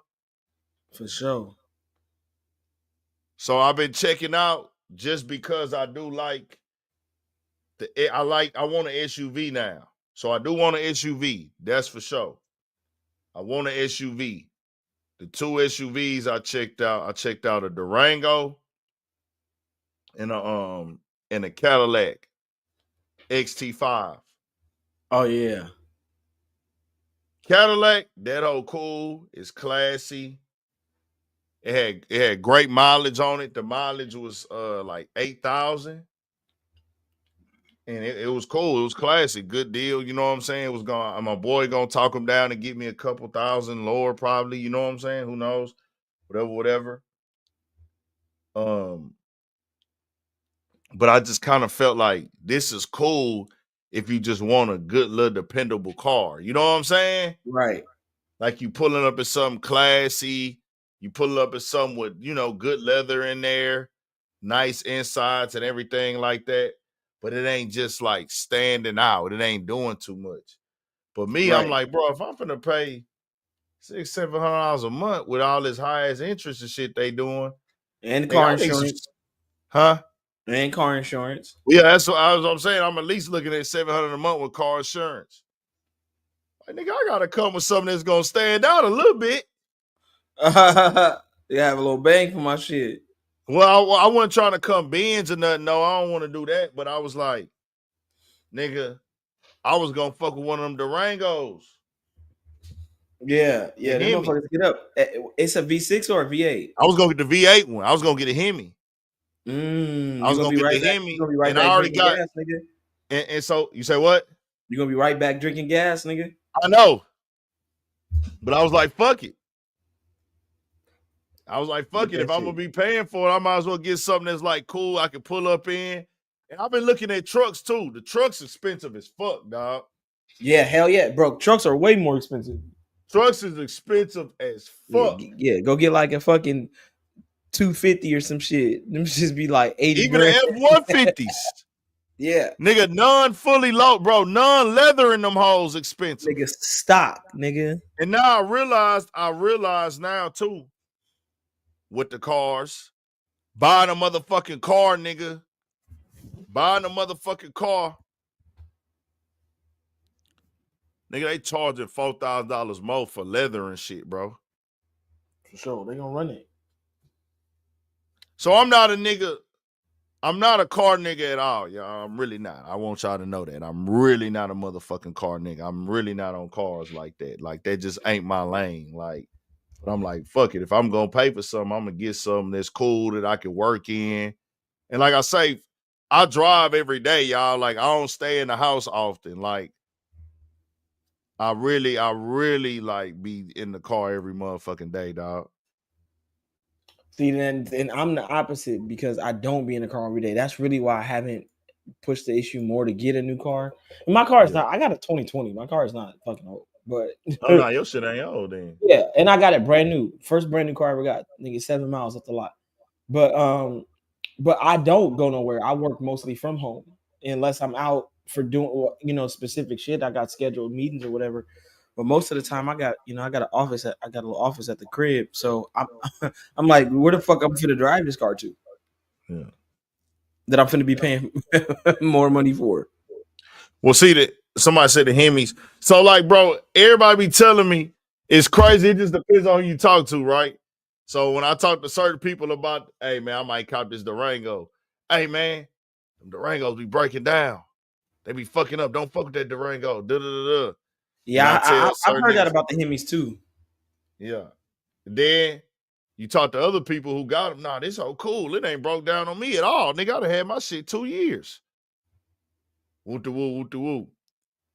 Then you tell niggas about a lack. Certain niggas, hey, y'all, them lacks, them hoes luxury. They ride clean, and they lack straight. That lack gonna be right. Then you talk to other niggas. Hey, bro, them lacks, bro, them parts expensive, dog. Them parts be expensive, man. And I'm like, damn, boy, you just can't win. But I ain't gonna lie.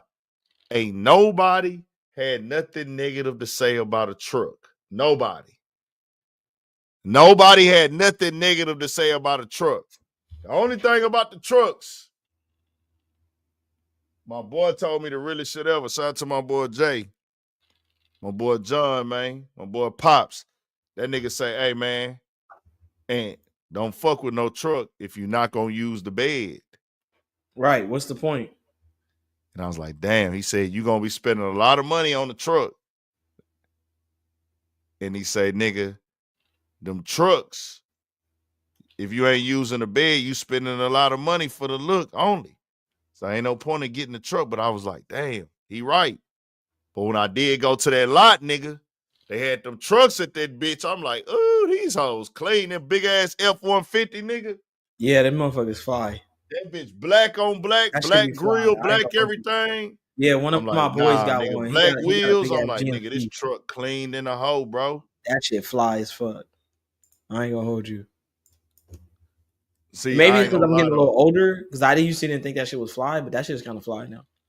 Oh no, I know 3-4 niggas now that I got a partner that's about to get a truck. He got his family and shit. Then I know 4 other niggas, bro. Like for real, niggas got older. They got families and shit. Them niggas then bought trucks. Yep. When cop lit trucks, so I'm like, damn. So like with my shit, I don't know what I'm gonna do yet. I do know this. Whatever I cop new, I'm getting Flowmasters on that bitch. I believe in Flowmasters, y'all, and I'm going back to the same shop that I got my Flowmasters from, nigga. Cause,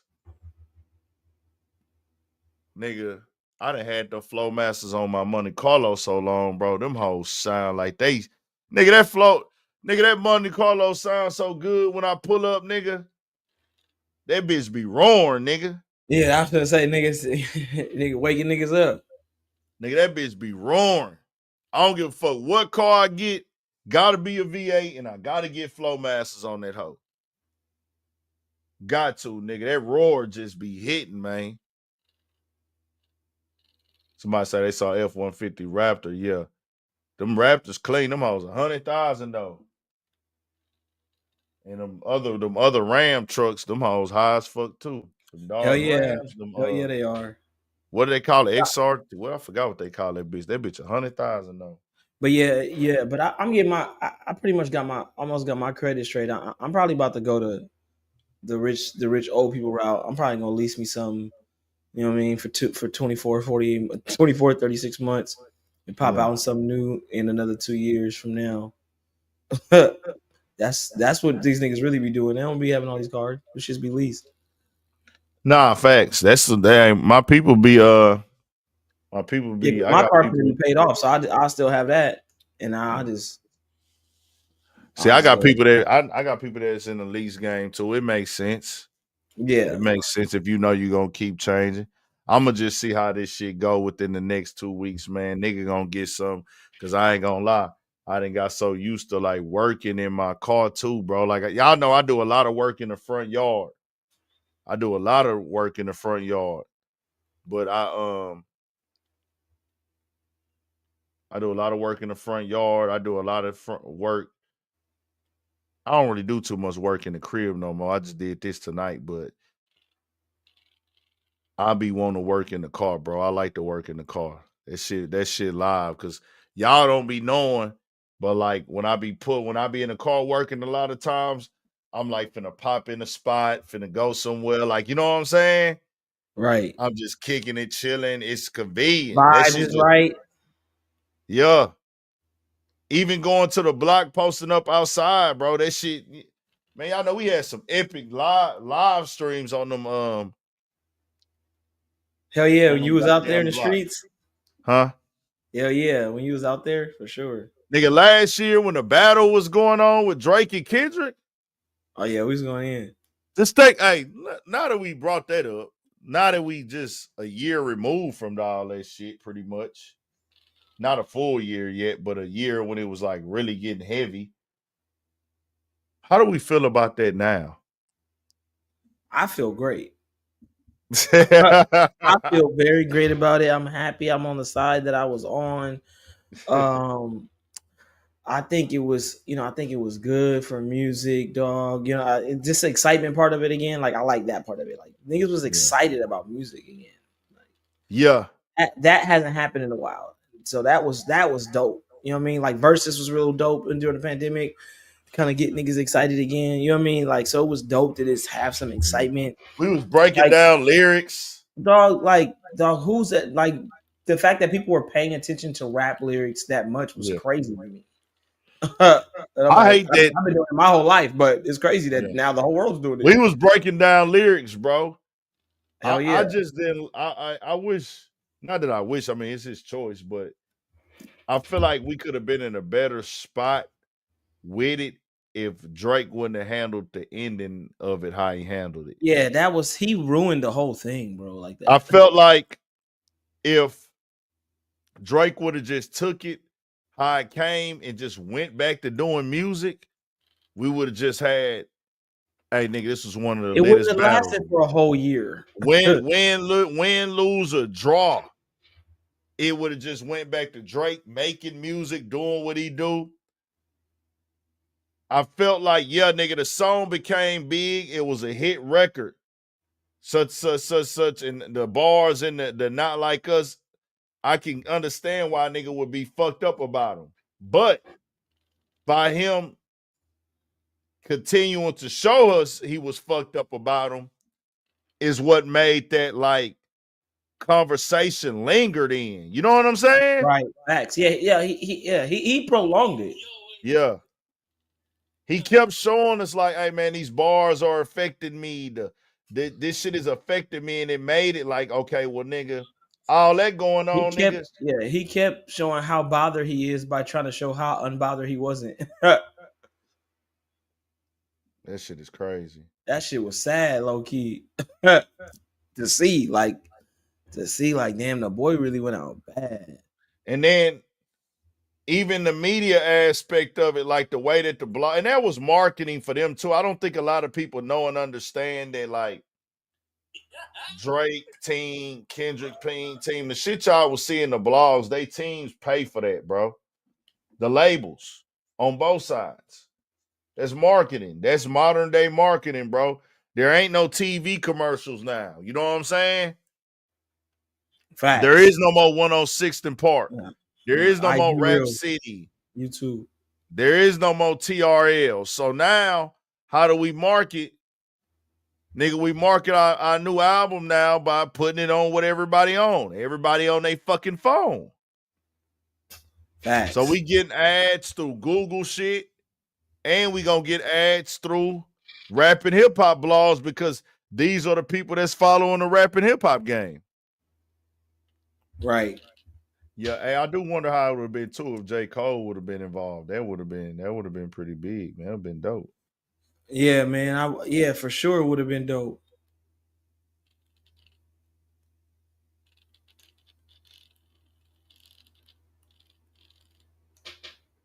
They had what UFC fight they had tonight? They had a pretty big UFC fight tonight, huh? I didn't know. I normally be checking it out on my little Somebody told me they had a big fight tonight. bootleg streaming sites. And rest in peace, young Like, damn Scooter. sure ain't Too, paying man. for that shit. You get me fucked up. Rest in peace to young Scooter again, too, man. Yeah. They, I know a couple people that went out there for his service too, man. That shit's sad. No shit. Yeah, a couple people from out here that's real close with him. Damn, that's crazy, man. Nah, man, we gonna figure it all out, man. We gonna get it together, man.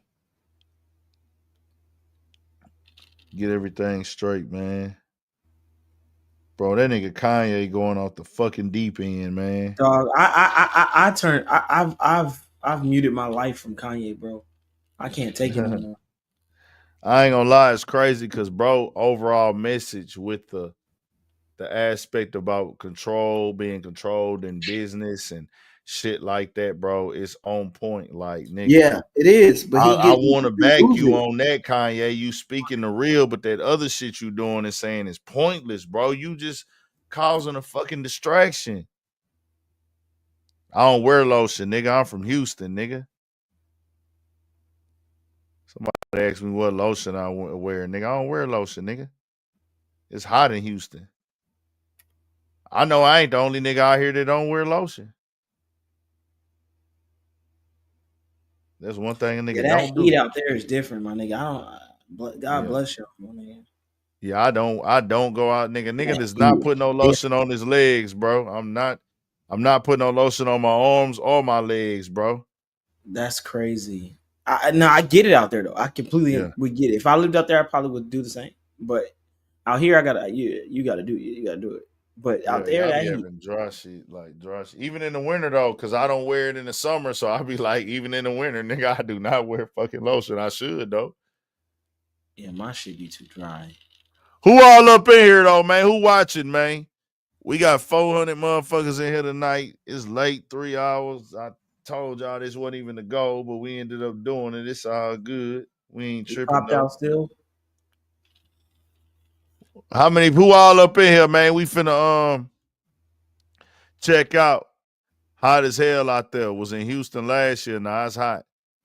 Still here. Shout out to Zick 606. Get off at 4. Man, shout out to the overnight shift, man. My people at them warehouses. My people at them doctors. Yeah, I got my boys that's driving overnight. Shout out to them. I don't know how them niggas do it, but God bless them. Niggas that's driving overnight, 18-wheelers, truck drivers, short bed drivers, hot shotters, gas stations, machine shops, stocking crews, distribution centers, whatever, my nigga. Hey, because that shit is brutal, my nigga. I used to do the overnight. I did it for like a year and a half. No shit. I don't fuck that, my nigga. I couldn't. I couldn't do it. It's God tough, bless man. them, man. That takes a special person. It's on. Shout out to New Jersey. Shout out to everybody, man. Y'all stay up, stay blessed. We had to just bring. Yeah, Cito channel is Millennials Mind. Oh, that's the right wing Rico nigga. Oh man, here he go again. Yeah, right wing Rico, bro. You a little different type of nigga, bro. We get it though, man. Do what you do, bro. Do what you do, right wing Rico. Yeah, yeah. And you stay in LA, man. Follow me on the gram. Let's go have lunch, dog. I want to chop it up with you, dog. Cito, SITO NOTLIN. Follow me on the gram, man. We can link up, dog. You say you're in LA. We can go have some lunch. I can invite you out to some of the shit that we be doing. We outside tomorrow anyway, so. Yeah, what's going down out there tomorrow? Oh man, well, shit, it's a lot. You know what I mean? Because it's a lot. It's Coachella weekend, so everybody that don't go to Coachella want to get outside, which is a lot of people because not everybody's fucking going to Coachella. So Yeah, I wouldn't go to Coachella. yeah, nah, we If was they told me Coachella was in Houston, I wouldn't go out there. yeah, that shit. Unless somebody tell me to come work at that motherfucker, Yeah, that's it. that's the only way. That's the only way. That's the only way I would go there is if the magazine that I co-own. If there's something we doing out there. Otherwise, y'all can have it. But it's a bunch of shit going on. But tomorrow, my magazine, Disrupt Magazine, we having a party for our new release cover that we just launched with DJ Fawcett. She's like one of the most popular DJs out there right now. So yeah, man, we up there tomorrow at Harris in Hollywood. It's gonna be a time, man. We're gonna have a time. Yeah, that's gonna be live. I really don't got no plans for tomorrow. I damn near said I was just gonna go to the track, get a little bit of exercise in, and then I was gonna just come to the crib and chill and relax. Maybe go to the grocery store or some shit. That's what I said I was gonna do tomorrow. Hey, Big Ant, huh? you got a nigga in the chat that said you guys are boring. Nigga, you're watching his channel. Yeah, man, niggas just be popping it, man. What the fuck are you people are crazy, bro. People are nuts. I'm convinced. I'll probably go. I don't know if I'm gonna pop out because the nigga know he gonna be getting out when these goddamn start. I tried to go catch a video shoot Friday. It was Lil Jeremy and Zillionaire Doe out of Dallas and Lil Jeremy from out here. I was trying to catch their video shoot Friday, man. I got there too fucking late. I wanted to show y'all that, like, the culture behind the scenes of Houston and Dallas, just Texas and Houston together, linking up, video shoot, aired the whole hood, was out there. Police shut it down, though, on MLK. Lit, huh? That would have been a good look for y'all to see on the channel. I hate that I missed it, man. I hate that I couldn't get it. But I catch the next one for sure. Shout out to Lil Jeremy, shout out to Zillionaire Doe. Keep going up, whole New Dallas. Shout out to the whole East, out of H-Town. Hey, and before we close out, I wanted to ask you. I know you talked about it, but I probably missed you talking about it. With the Yellow Beezy shit and the Mo 3 shit. Like, what's the post out there, man? I know you in Houston's a little bit removed, but like, what's talking about? Well, I gave my opinion on it. I just said, first condolences to Mo 3 fam, but I said, bro, the way that bond hearing went and the way that it's just like a lot of unanswered questions. Like,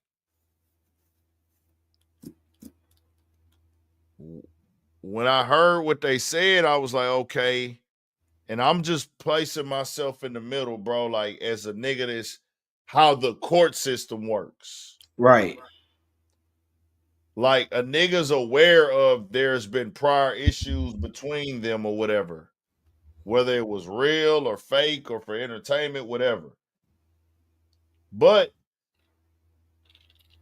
the guy that's in the feds right now, people were saying when Yellow Beezy got arrested that he was telling.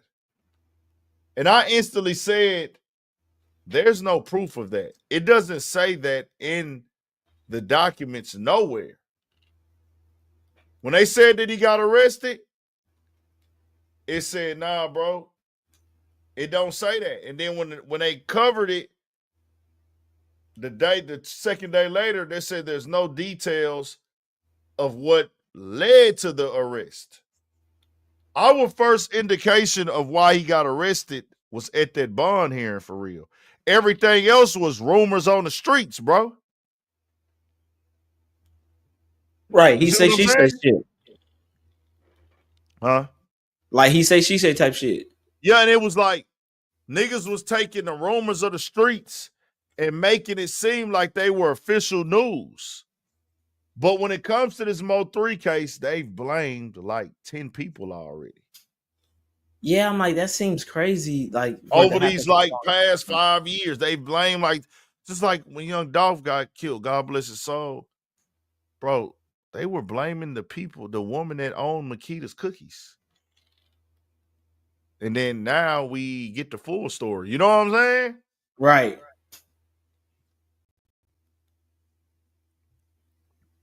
Right. So I'm just like, with Yella Beezy, when I heard the prosecutor not have the date, because they saying supposedly, allegedly, we haven't saw no proof of none of this. He put 40,000 up for Mo3. That's what they saying. They saying that they have a state's witness that's gonna testify this. The state's witness is saying, well,